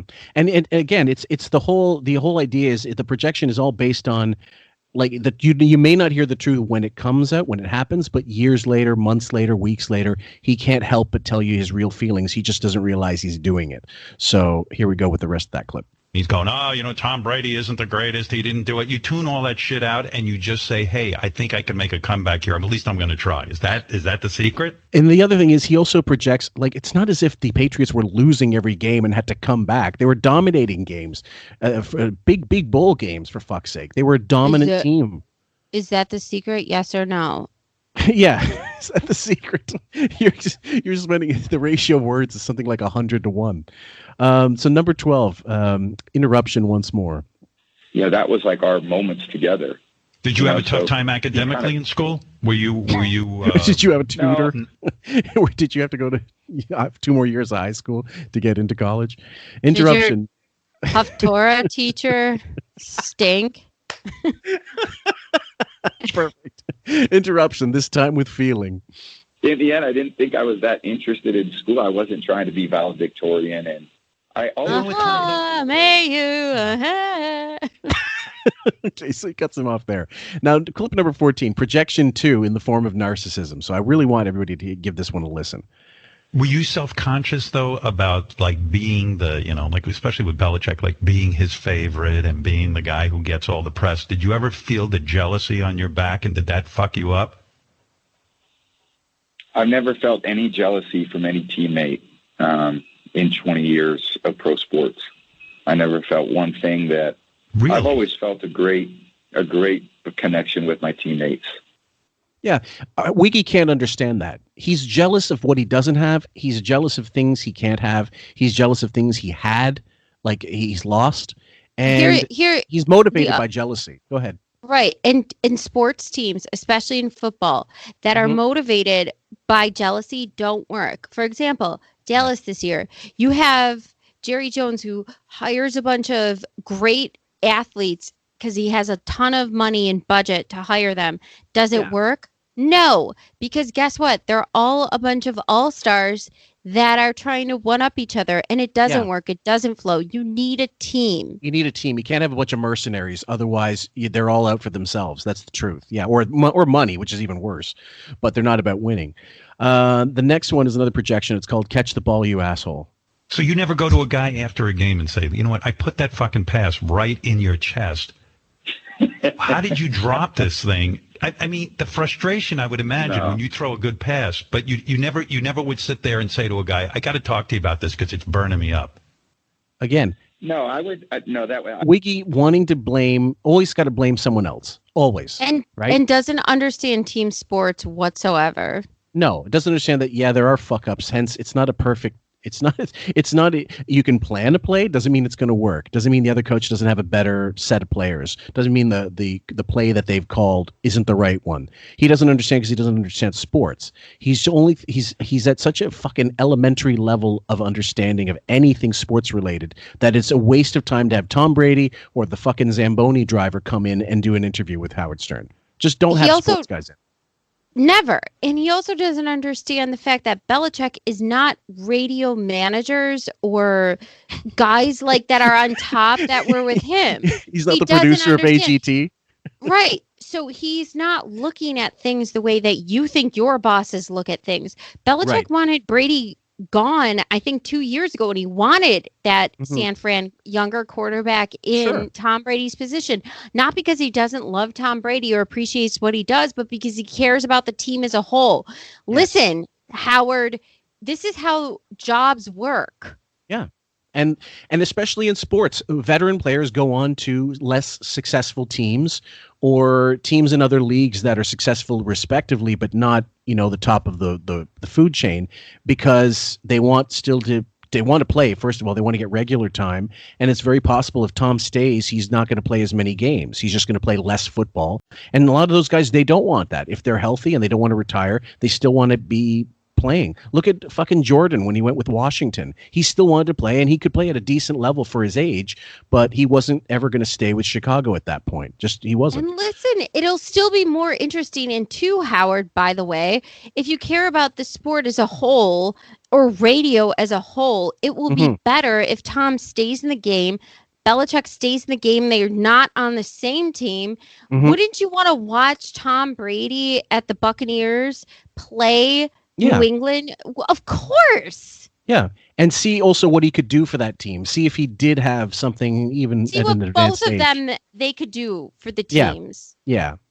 But then also, like, this is the another analogy basically would be, would Wiggy, well, first of all, Wiggy would never go out on his own. He would never say, look, I don't want another contract. I want to do my own thing. I want to be uncensored. I want to do what Joe Rogan does. And I'm going to use ISDN line. I don't need to be anywhere. I can be at my house and do this. Or like Cumia has his own compound. That's never. A perfect example.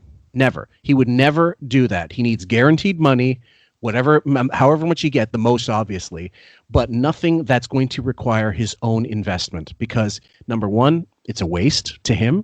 Number two, he doesn't have that. He's not an AA type person. He's not going to actively pursue this thing. He's the idea guy, but he has no ideas. He wants you to front the money, and he's going to reap all the benefits or whatever the fuck and soak you for everything you've got. And that's it. And you can tell in the interviews, he doesn't care about the person he's fucking interviewing because he's not listening. No. He doesn't care about the listener. So let's say, for example, Scott Greenstein says, he's a football coach, right? Radio's football right now, okay? Right. So he says, you've done what you've done. We appreciate what you've done. You're a free agent. We're letting you go. He doesn't want to retire. So his option is, as a free agent, he has to start on a new network, or he has to start his own thing on, whatever podcasting thing. Twitch, Westwood One, yeah. Podbean, Sports. I don't, right, whatever. Yeah, exactly. Fine. Could you imagine him competing now, really, with what the sport is? Because this is really what the sport is now. It's not SiriusXM and FM AM radio. It isn't. No one cares about SiriusXM. I would really love to see. I would. Yeah. Well, I mean, some of the ex-fans that we're friends with and stuff, and I've had discussions with them over the years. Like, why do you still keep your Sirius contract or whatever? And they say, well, I like Bennington. I like OutQ. I like what's the black one? The black show? Breakfast Club. Yeah.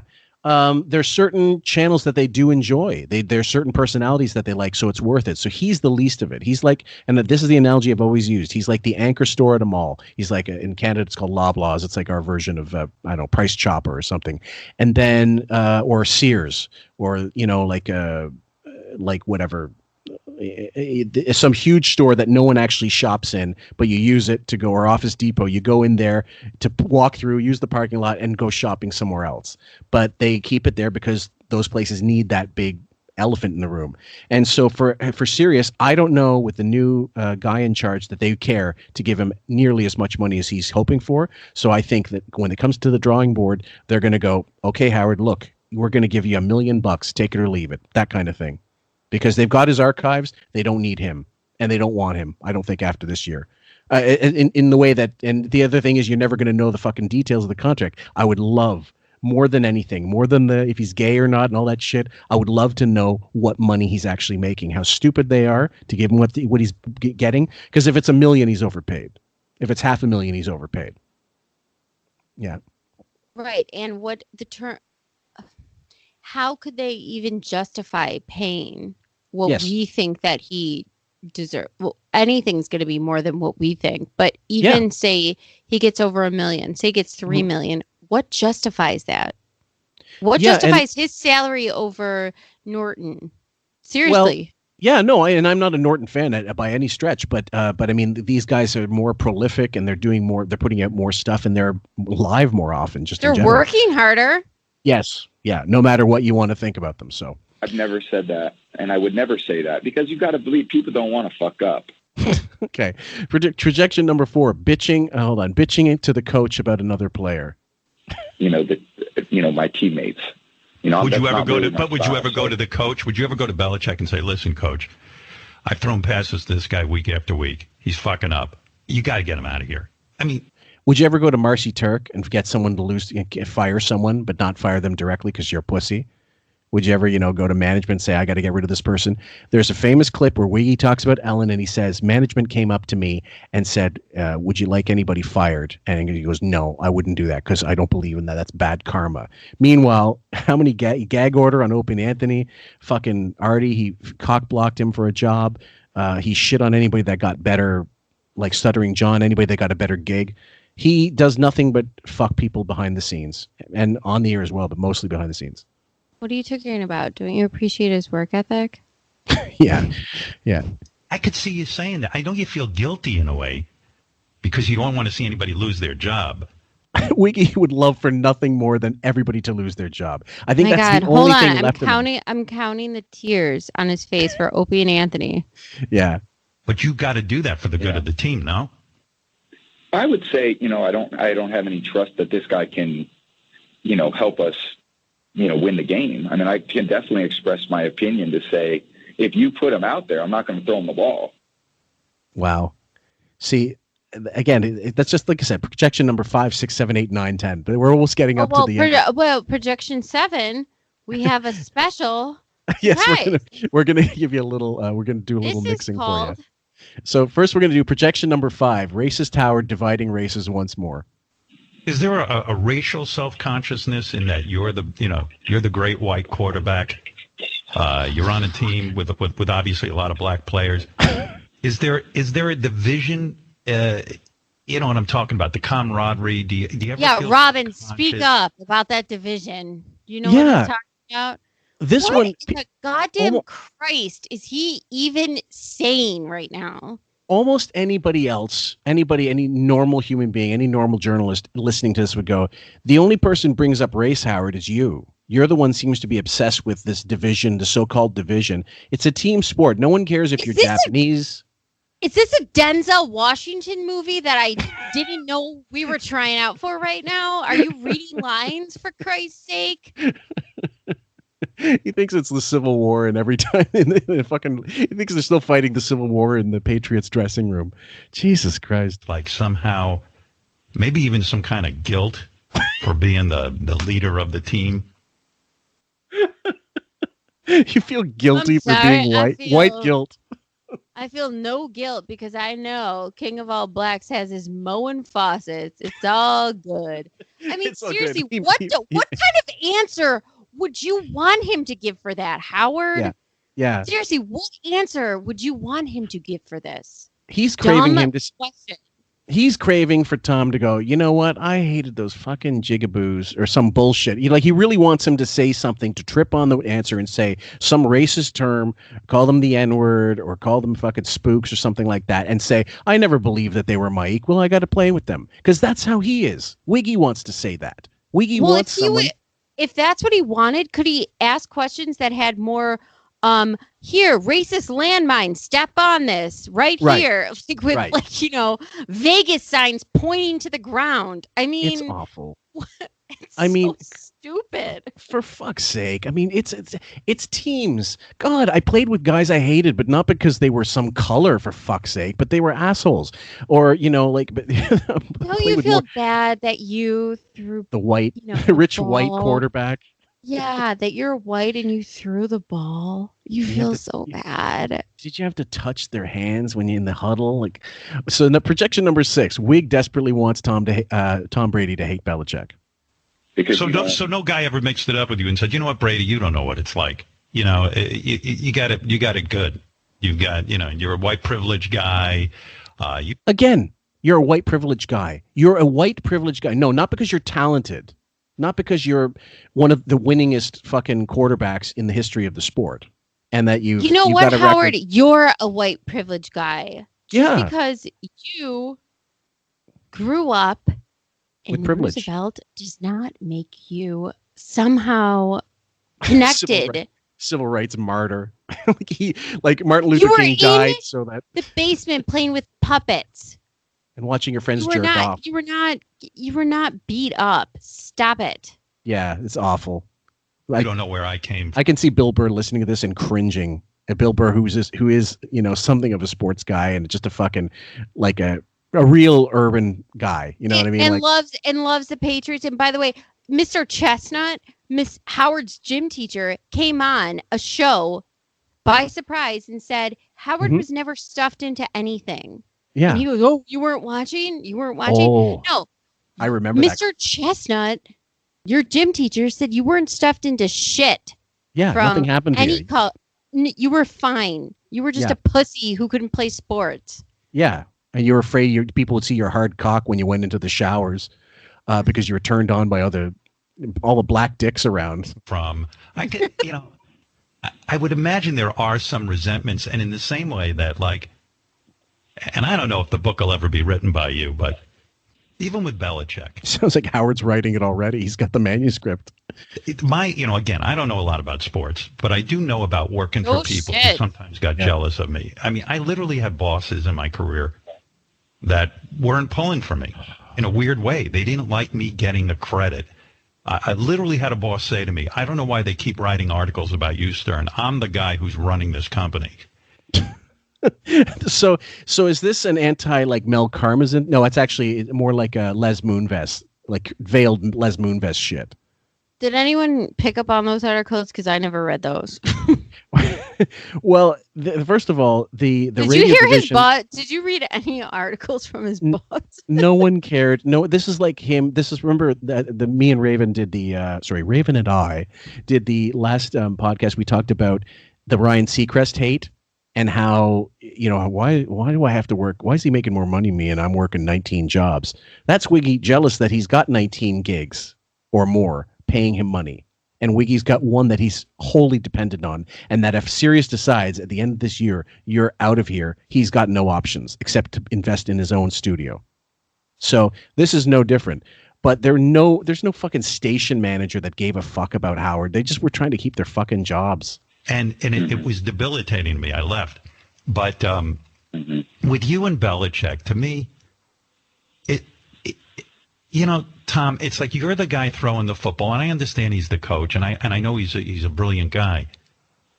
But it's got to be somewhat annoying when there's always this question, Tom Brady, greatest of all time, but if he didn't have Belichick, he wouldn't have achieved because... So doesn't it sound a little more like, wow, if it wasn't for Artie, if it wasn't for Jackie, if it wasn't for Billy, if it wasn't for Steve Dahl, I would be nothing.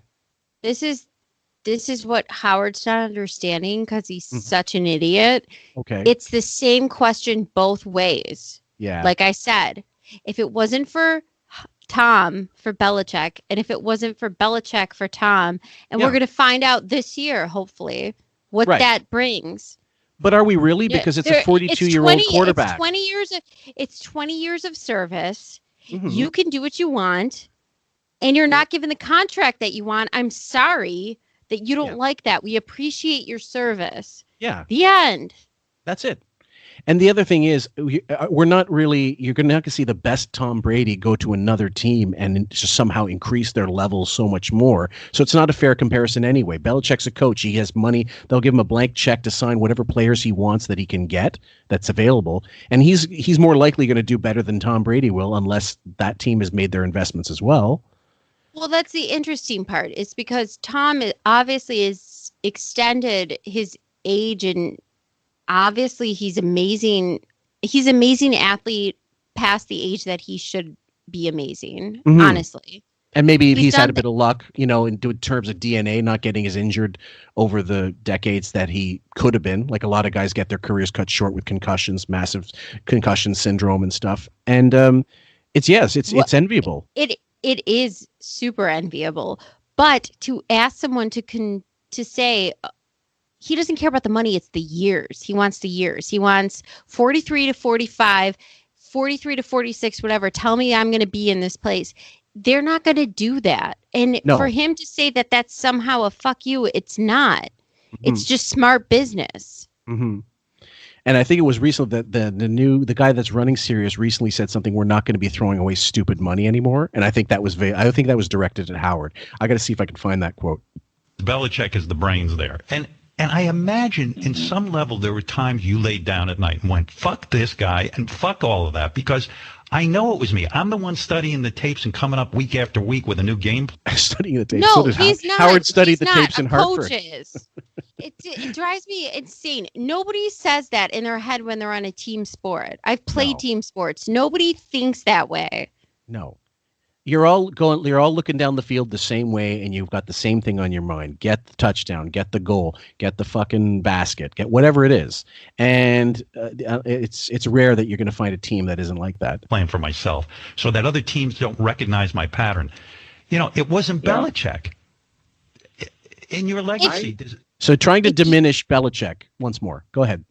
If you played team sports the way Howard wants team sports to be played, it would not be successful in any stretch of the imagination.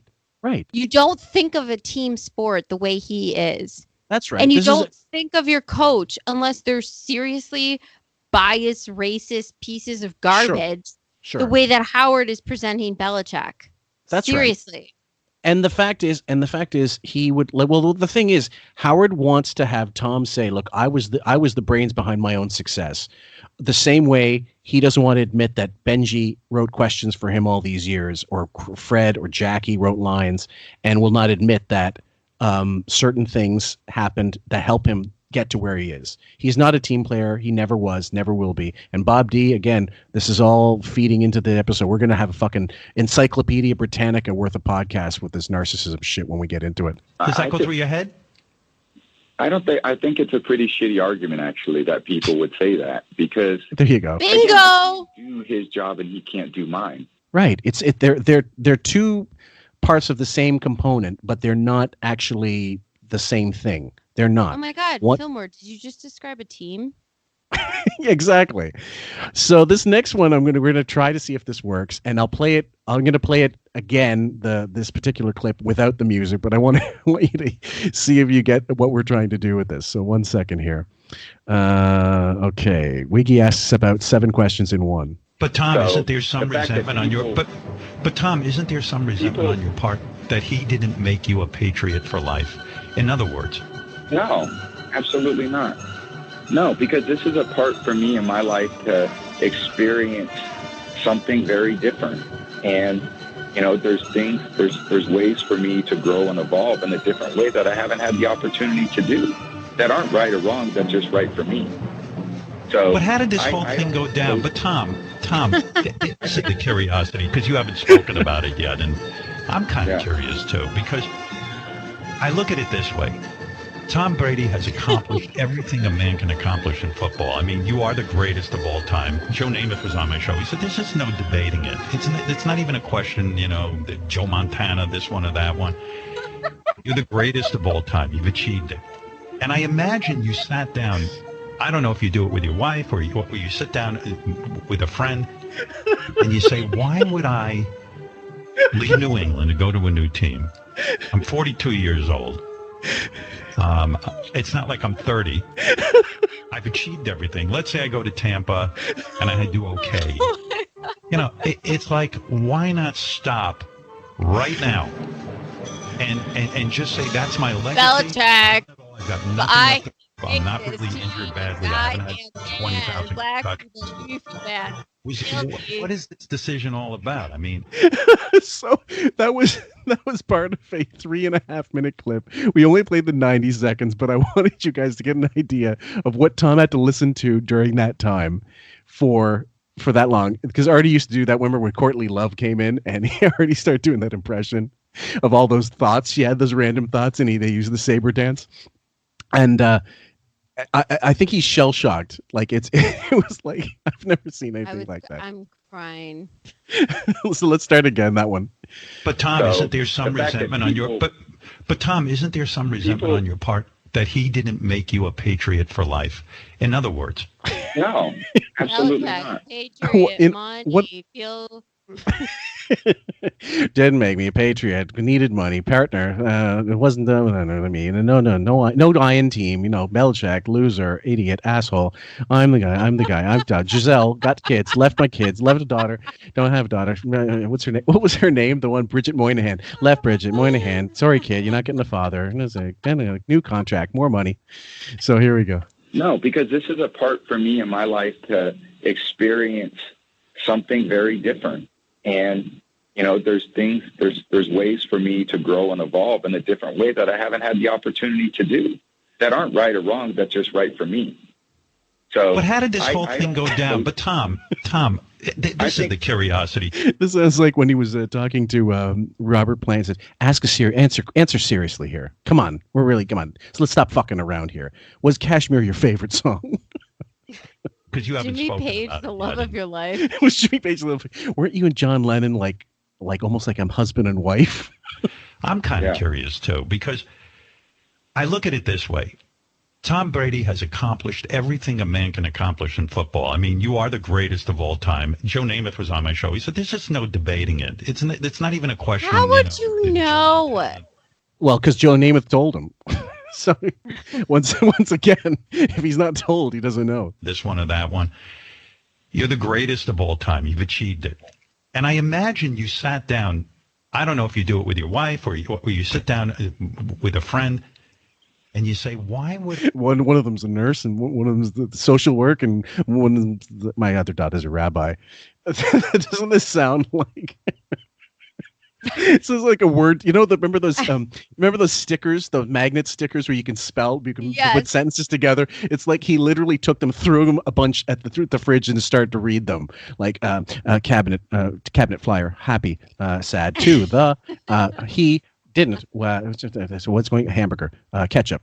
So that's what's like word salad when he starts to get going and he doesn't have a fucking clear thought. I leave New England to go to a new team. I'm 42 years old. It's not like I'm 30. I've achieved everything. Let's say I go to Tampa and I do okay.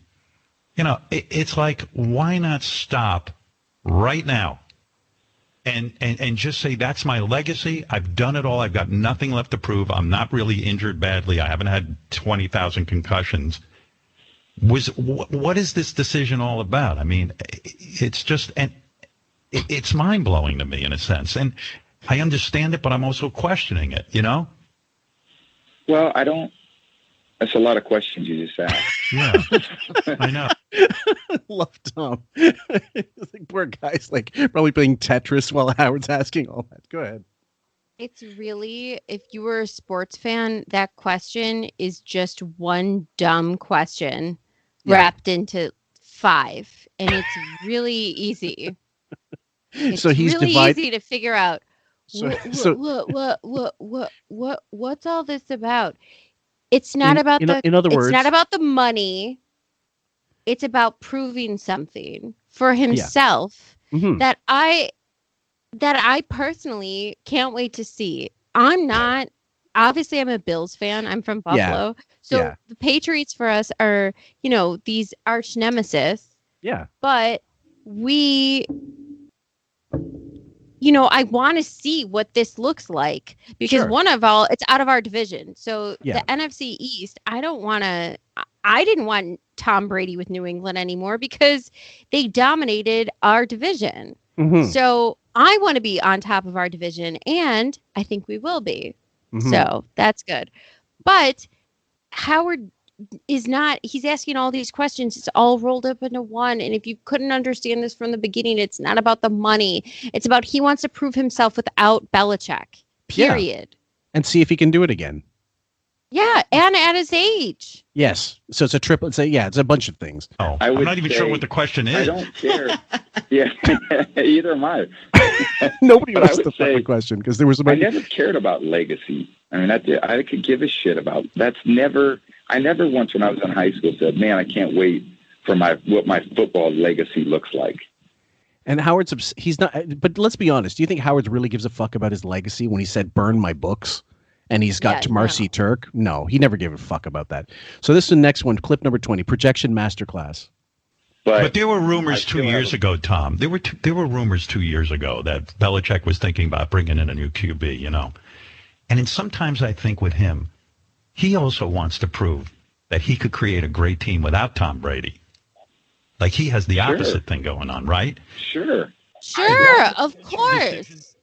It's not this is so stupid. This makes me mad. It really is like kindergarten dumb stupid class for sports people. I mean, seriously, it's so annoying listening to this.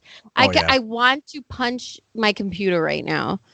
Sorry. So when you heard that rumor, did you say, fuck this guy. I am giving my life to this team. I've won everything they wanted to win. You know what I mean? Where's his loyalty? Did that influence your decision?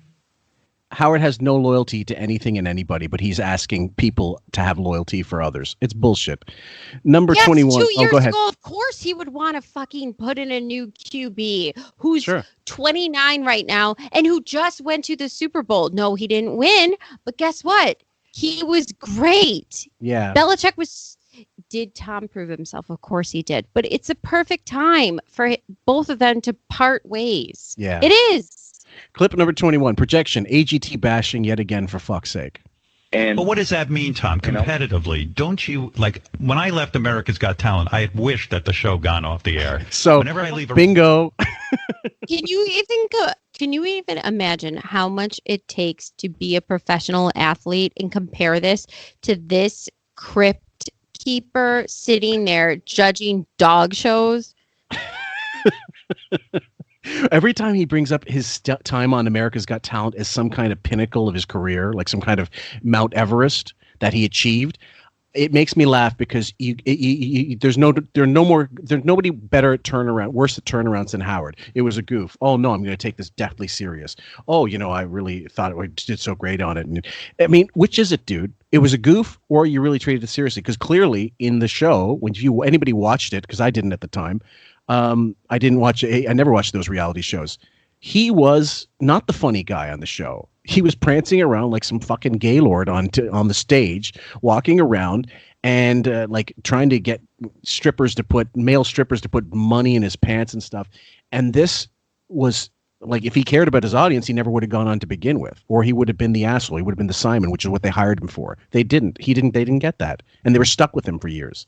How does this have to do with an athlete, a professional athlete who fucking gets nailed, gets fucking destroyed on the field regularly, or succeeds on his merits and the team's merits? And the coach too. On the flip side, if you're a coach of these people, it's everything. Every game.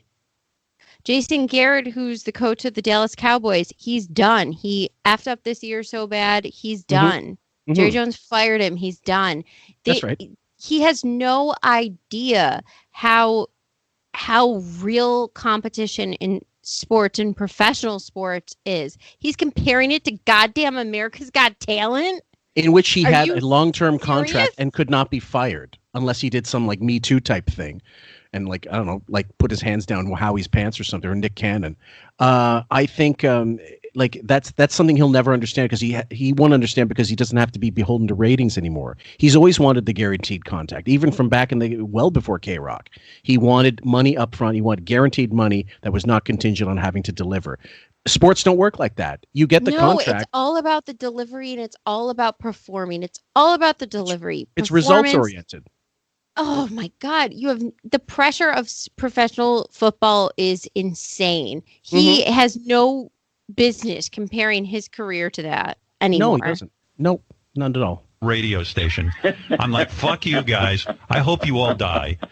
You do not. What kind of season do you hope for New England, if there is even a season? I have a lot of friends there, so I want them to do great. You want them to win the Super Bowl against you? Well, no, I want my team to win the Super Bowl. So that goes. So how well do you want New England to do? I don't understand this. I mean, to me, I think you should unfriend Bob Kraft on Facebook. D. Snyder, anybody? D. Snyder? Bob Kraft, the owner. Why? I mean, the idea of like wanting just being unable to compete and understand that friendly competition or understand that two people can be successful. More narcissism.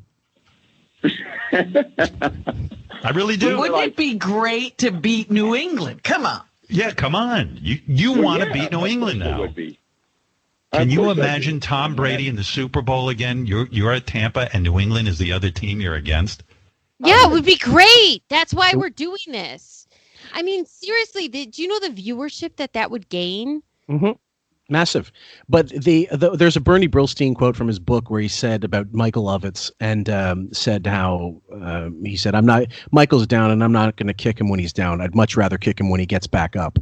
And Brady is the same way. He doesn't want New England to suck so badly. He would love to beat them, but he doesn't want them to suffer as a result of, just being incompetent. He'd rather play against a team that gets some competition. He doesn't want to see.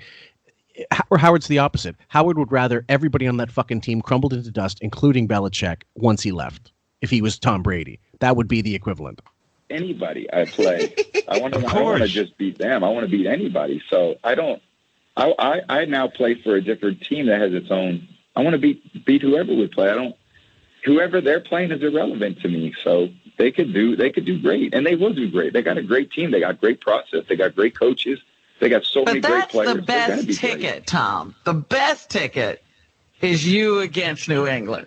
Yeah, okay. That's fair enough. The last clip almost the last clip, I think. There's two more, Tom. Sorry, there's not the last one. One of the last projections. It's called Jealous Gay. How hard was it for you to watch the Super Bowl this year and see this guy Mahomes pulling a Tom Brady, out of his ass and winning the game? He didn't pull it out of his ass. What? He didn't see the game. He wouldn't know what the fuck happened. Were you sitting there jealous as hell? Out of his ass. That's a guy. He was pretty spectacular. I love that. That guy's an incredible player. So right, that's an insult. Done a great job. You fucking asshole. Yeah, pulling it out of his ass means it wasn't on the merits of his own talent. He just kind of, got lucky basically. Anyway, clip number 23. Wig turns down the Intel ad with Tom. Tom tells a Wig story. That Tom Brady and I. Now, this was actually basically, I don't want to, it's a 3-minute clip, so I don't really need to set it up. But basically, Wig gets outed for giving Tom the hi-hat and snubbing him at a party, but doesn't remember meeting him. So I'll just start playing it. We're supposed to be in a Super Bowl commercial together. And yeah, I remember that. Yeah, I didn't. I completely blocked it out. Why didn't you do it? I'll tell you why I didn't do it. It was a weird thing. This was years ago. And, and when your agent brought it up, I said to Gary, I said, man, the guy's right. I barely remember that story, but it was weird. I mean, just the thought of being in a Super Bowl commercial with Tom Brady really appealed to me. And when my agent called me and said it, and then he goes, well, here's what the commercial is. It's for Intel computer chips. And they're introducing a product called 360 where you can be seen at all angles. And so first they'll show Tom Brady at all angles and he'll look perfect and beautiful. And then like me, like Danny DeVito in Twins, then they're going to show you, and at every angle you're going to look bad. And I said to my agent, fuck this. Okay. I said to my agent, I'm going to develop an app and string SiriusXM along for years and years and my listeners and say that I'm going to develop Howard 360 where we can see our show from all different angles, except for I actually do look really bad from every angle. So it's never going to get developed and we're going to scrap it. And here's some frigging clips for free. Yeah. But that's, I find it funny because money didn't dictate him not doing this ad. Like it wasn't a money thing. He was afraid of how he would look like such a goblin in comparison to Tom Brady, who, half the Western world. Yet he never saw the red carpets he went on with Beth in a scarf and a t-shirt with a red star. Che Guevara. And a mafia hat. Jesus Christ. Are you kidding me? You know what? Yeah. Let Tom Brady look bad. I want to look good. I mean, I don't want to be on there. I still want to get licked. At the end of the day. So why were you dressed by such, why was your fruity stylist handing you this, dress me up Barbie stuff for you to wear? And if he really cared about how you look. Peaches and cream Barbie. He wants to look good.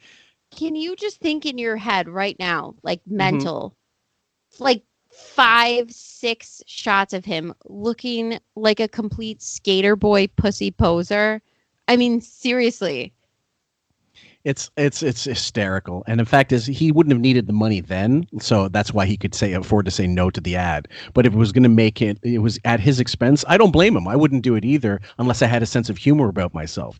And Wig clearly doesn't. I mean, if you looked like such shit and you talk about it on the air, one would assume that why wouldn't you do this ad? What would you have a problem with? Right. You came out for 9/11 with your ass cheek hanging out on the concert for it.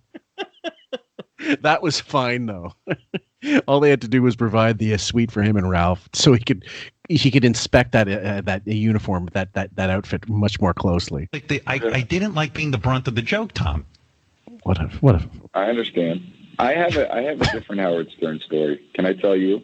You don't probably remember this, but I met you. This was in the Hamptons. It was at a polo event, and JD. Your wife was sucking Nacho's cock. This was probably in 2002, 2003, something like that. And I flew out there because my friends were having this party at this big polo field, and Rihanna was driving around in a car in the middle of the field, and there was a tent, and you were there, and I got introduced to you, and you kind of big timed me. So I thought, wow, you were kind of at a big, you were making a big, I don't know if you were already transitioned to Sirius at that time, but you were a pretty big deal. Transitioned into a woman. I was going to say, wrong word to use, Tommy, wrong word. Right person, wrong word, wrong time. My first Howard Stern experience. Tom, what do you mean he big timed you? No, he just was, there was a lot of people wanted Howard's attention, so I could understand that. And he blew you off. Do you want to know something? He did, Robin. Can you believe that? Oh, man. Can I tell you something, Tom? I don't even remember meeting you ever, and I'll tell you why. Robin knows it's true. Yeah, totally. My wife brought me to this event? Yes, I absolutely do, because I remember Jay-Z came out and he goes, I want to introduce everyone to my artist. And I was like, oh, that's weird, his artist. And then Rihanna came out and she was walking around and went, oh, what a beautiful looking woman. But, she was like a kid or something. And all I can remember is, I don't know anything about polo. I don't want to be at this event. I'm antisocial. Yeah. And my wife said, come on, be a little bit, social. Let's go. It'll be fun.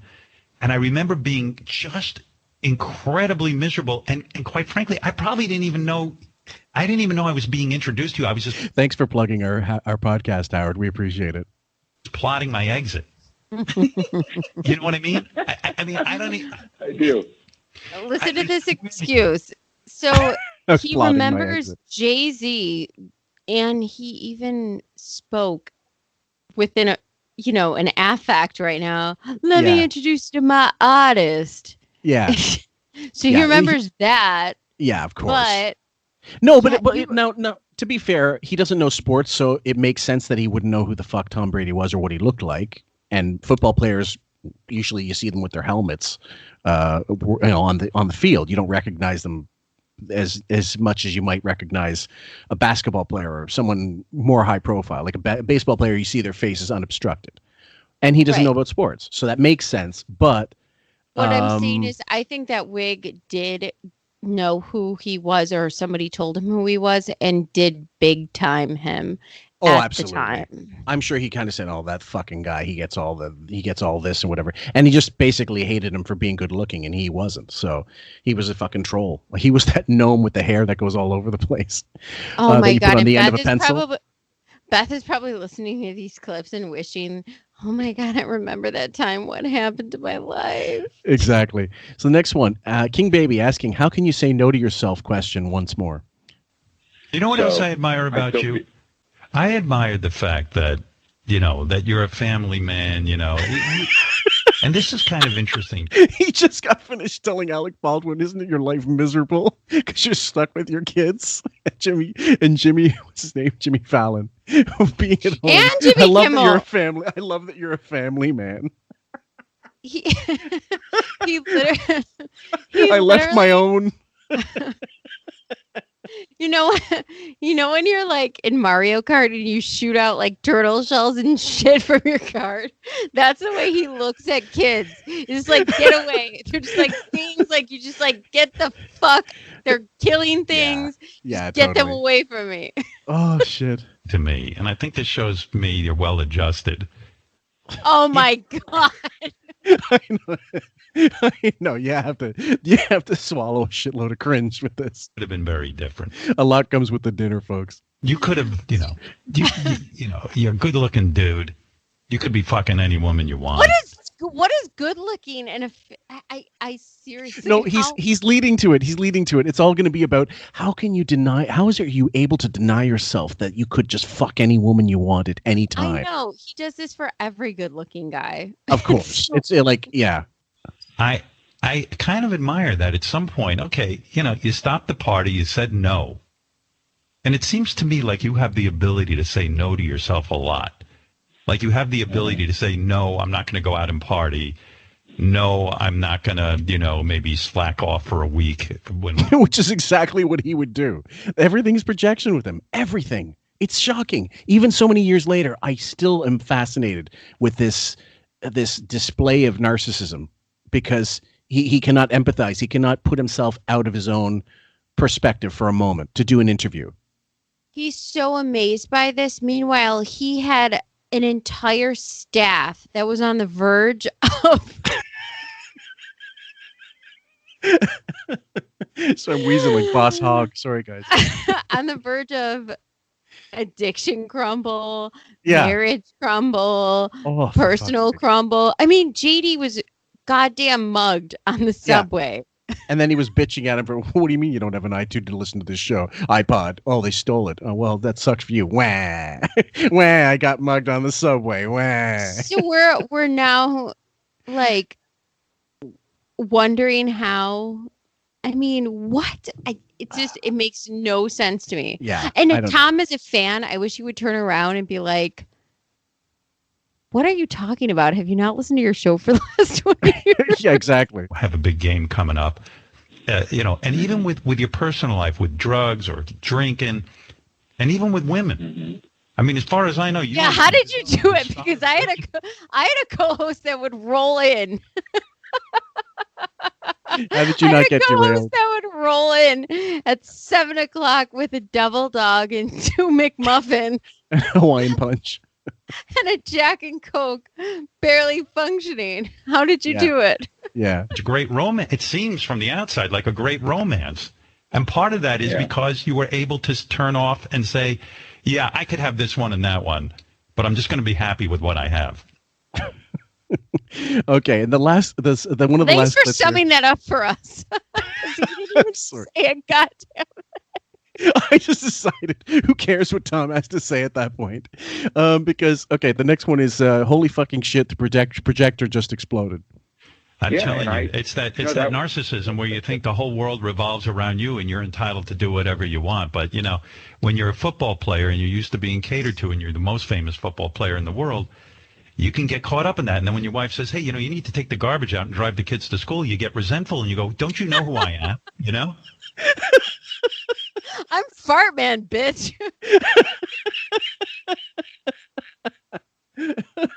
That was the long lost Chappelle sketch no one ever fucking did. Okay. Clip number 26. Tom's eyebrows are on fire from too much projection. When she first said that to you, Tom, when she first said that to you, were you like resentful and couldn't really hear what she was saying? Did you go to like a family therapist to hear what she's saying? Because guys are the worst at hearing. Did you? Yeah, we went to a marriage therapist. She actually wrote me a letter, and it was a very thought out letter that she wrote it to me, and I still have it, and I keep it in a drawer. This is about Giselle and basically saying like this is what's going to happen. Like family is more important. Blah blah blah. So the one of the last clips here, number 27. Go ahead. I have to say something about that. Poor Sam's flushed from laughing, trying to keep silent laughing. I'm barely breathing. Sorry. This is so funny. Okay. So one of the sports players said that letter. He thought that Howard dropped the ball because he wanted to know when did she write the letter, what year, what were the contents of the letter. Yeah. We don't know. Yeah. So he said he wished he would have asked more for that, and he also said this was Stephen A. Smith, and he also said, did he really do what he said he was going to do in the letter? Because saying that you're not going to go to OTAs is like not, it's not really doing much for your family to just ask for that. So I don't know. Anyway, so he basically chastised Howard for not getting into more of that sort follow-up of detail. questions. But the reason why he didn't, which unbeknownst to Stephen was because Howard doesn't want to talk about how his marriage. No, of course not. Just, falling apart at the seams, and she's crying at the drop of a hat, breaking her leg, giving him strawberries, and crying. All right, clip number 27. Gameless Goblin asks about Brady's pre-date game plan. Tom, when you how you prepare for a game. And you even like for an interview, you prepare. You're Mr. Prepared. So when you meet a woman like Giselle and you are really interested, do you prepare? Do you find out everything you need to know about it? Do you come up with a game plan? Do you see a chart with all these patterns, post patterns? I just picture some dorky superhero, Mr. Prepared. It's like this is like one of the plans in Revenge of the Nerds when they decide to get back at the Alpha Betas. Oh, Jesus. Number 28. Bingo. Cock talk with Tommy. Tom, the reason I never went into athletics. Tom, the reason I never went into athletics. Let me interrupt you some more. With you. What's that? Sorry. Tom, I know you're finishing your answer, but Tom.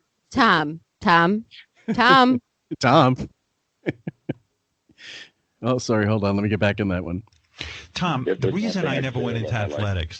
Tom, the reason I never went into athletics. Who cares about you? What you have to fucking say? This is my show, bitch. And I'm going to be totally upfront with you. I didn't get a lot of, encouragement, but also I was nervous in the locker room being nude. Honestly, I didn't want guys to see my penis. Did you watch my movie? I was so nervous. I was staring at them like. I didn't want guys. Aliens from another, outer space. I didn't want guys to see my penis, but I have whole choirs, naked men choirs, come over and sing the Star Spangled Banner bent over in front of me. So I'm not exactly getting the correlation here, Howard, between the lie and the truth. I'm getting over it, though. See this writer here, Benji? I didn't credit him for anything, but he jerked off 2 of my writers. Was that ever an issue for you? Do you ever sit there and go, in the beginning, I'm not comfortable being nude in front of other dudes and seeing their penises? But he did that. He's on the massage table with Jimmy Kimmel and Justin Theroux, getting a massage, getting a Woody. That was comfortable to him, and he got it medium strength because any more than medium might have crumbled his bones to powder. Sorry, poor Sam is up doubled over, guys. I'm sorry. You got to hear the laugh. It's not as effective. Don't be afraid.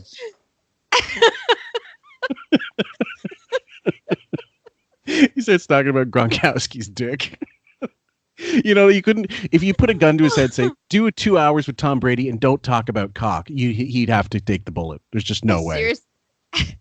I want Howard to go to a Bills home opener like, oh my God, he would think it's Iraq.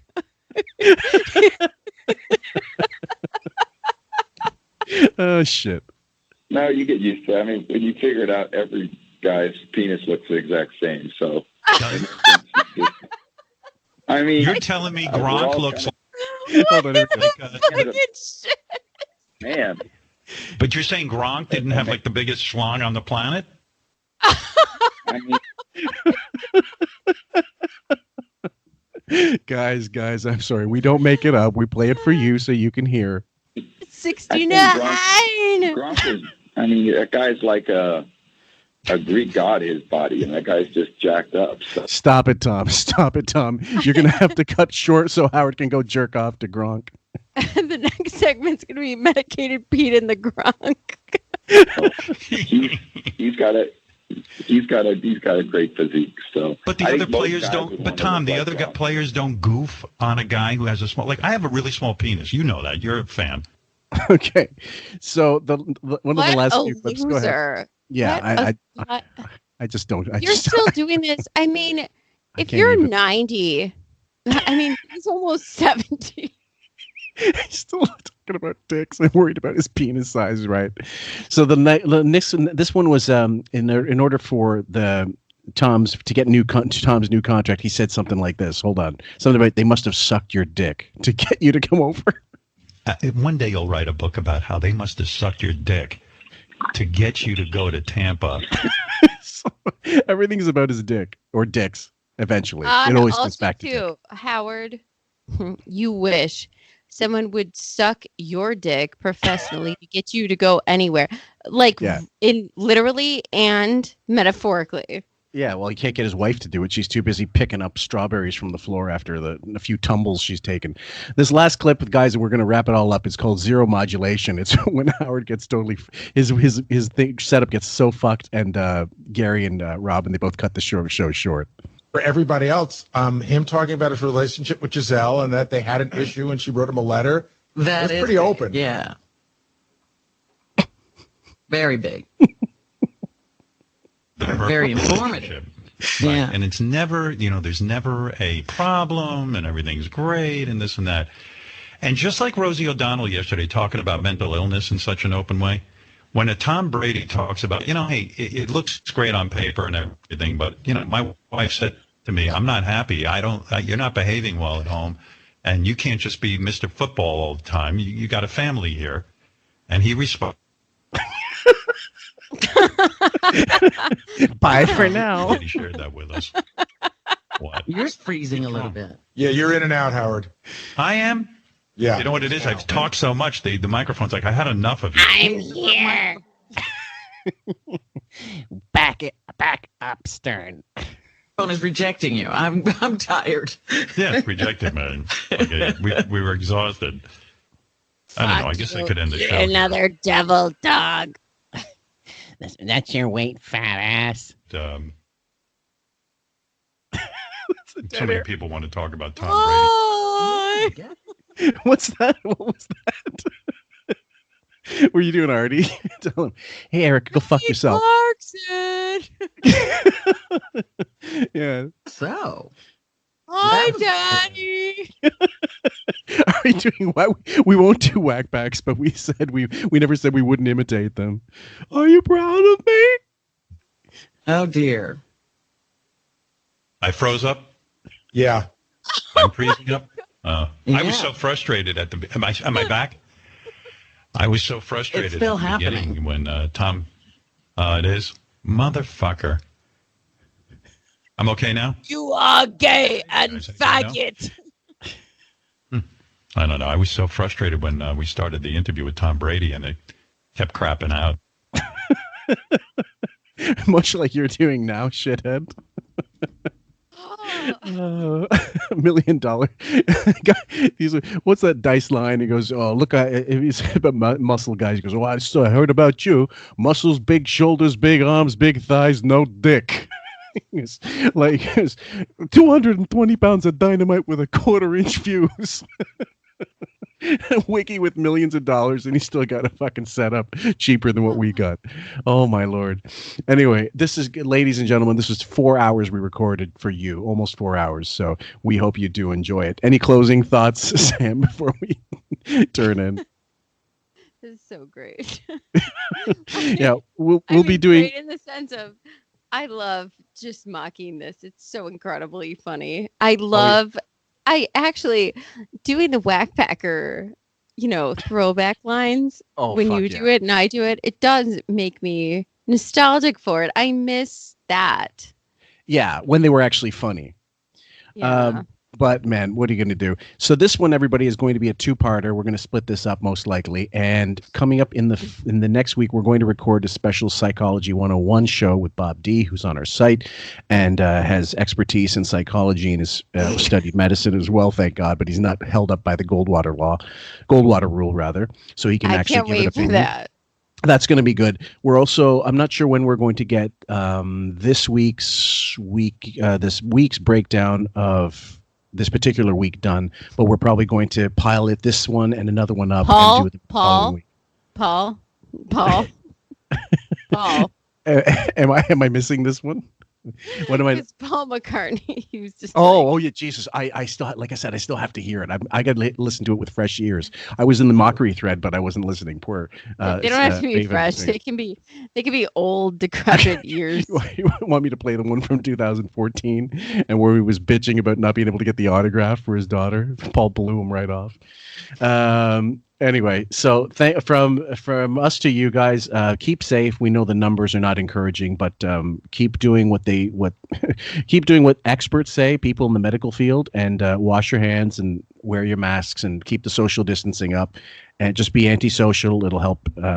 It really will help eventually. It's just all the states got to catch up, and then the numbers will drop. So we pray for everybody out there, and we love having you on listening to the show. Hope that this thing gets on YouTube and we can do a nice premiere for as we did with the last one. And I think that's about it from me. Any plugs you want to do? Are you going to be at the Laugh Factory? Are you going to be at Chuckles? For Christ's sake, I'm going to be at the Bills home opener in the fall. Right. If I'm Brent, I'm going to be homeless watching Jackhammer videos. I think, So if anybody wants to check us out, it's on obviously the Podbean. The links in the description. Also the Quite Frankly Facebook page, Quite Frankly a Howard Stern podcast, will be on Facebook. You have to get approved. Once you're in, you're in like Flynn. And try to come in and check out the mockery thread that we do when he's actually in studio. I think this week he's got one more week and then he's on vacation, according to Raven. Yes. Yeah. What's he vacationing for at the end of April? What holiday am I missing? Maybe Beth has to. It's not Beth has to detox. We support you, Beth. And anybody, we also got a few over and unders. Everybody, the next few interviews, we're going to see how long they can last for. I think I'm 1-1. I think I'm the Paul McCartney one. I missed by a minute. I said it was going to be over 45. I think it was 44. I don't support Beth. Yeah. We'll see what vineyards we can get to support her. Anyway, from myself, Jim. Take care. Yes, and Sam, absolutely. And we're going to see you on the next one. Take care, guys. We love you. What? You lied. Everything Harry tells you is a lie. Remember that. Everything Harry tells you is a lie. Now, listen to this carefully, Norman. I am lying. You say you are lying, but if everything you say is a lie, then you are telling the truth. But you cannot tell the truth because everything you say is a lie. But you lie, you tell the truth, but you cannot, for you lie. Illogical. Please explain. You are human. Only humans can explain their behavior. Please explain. I am not programmed to respond in that area.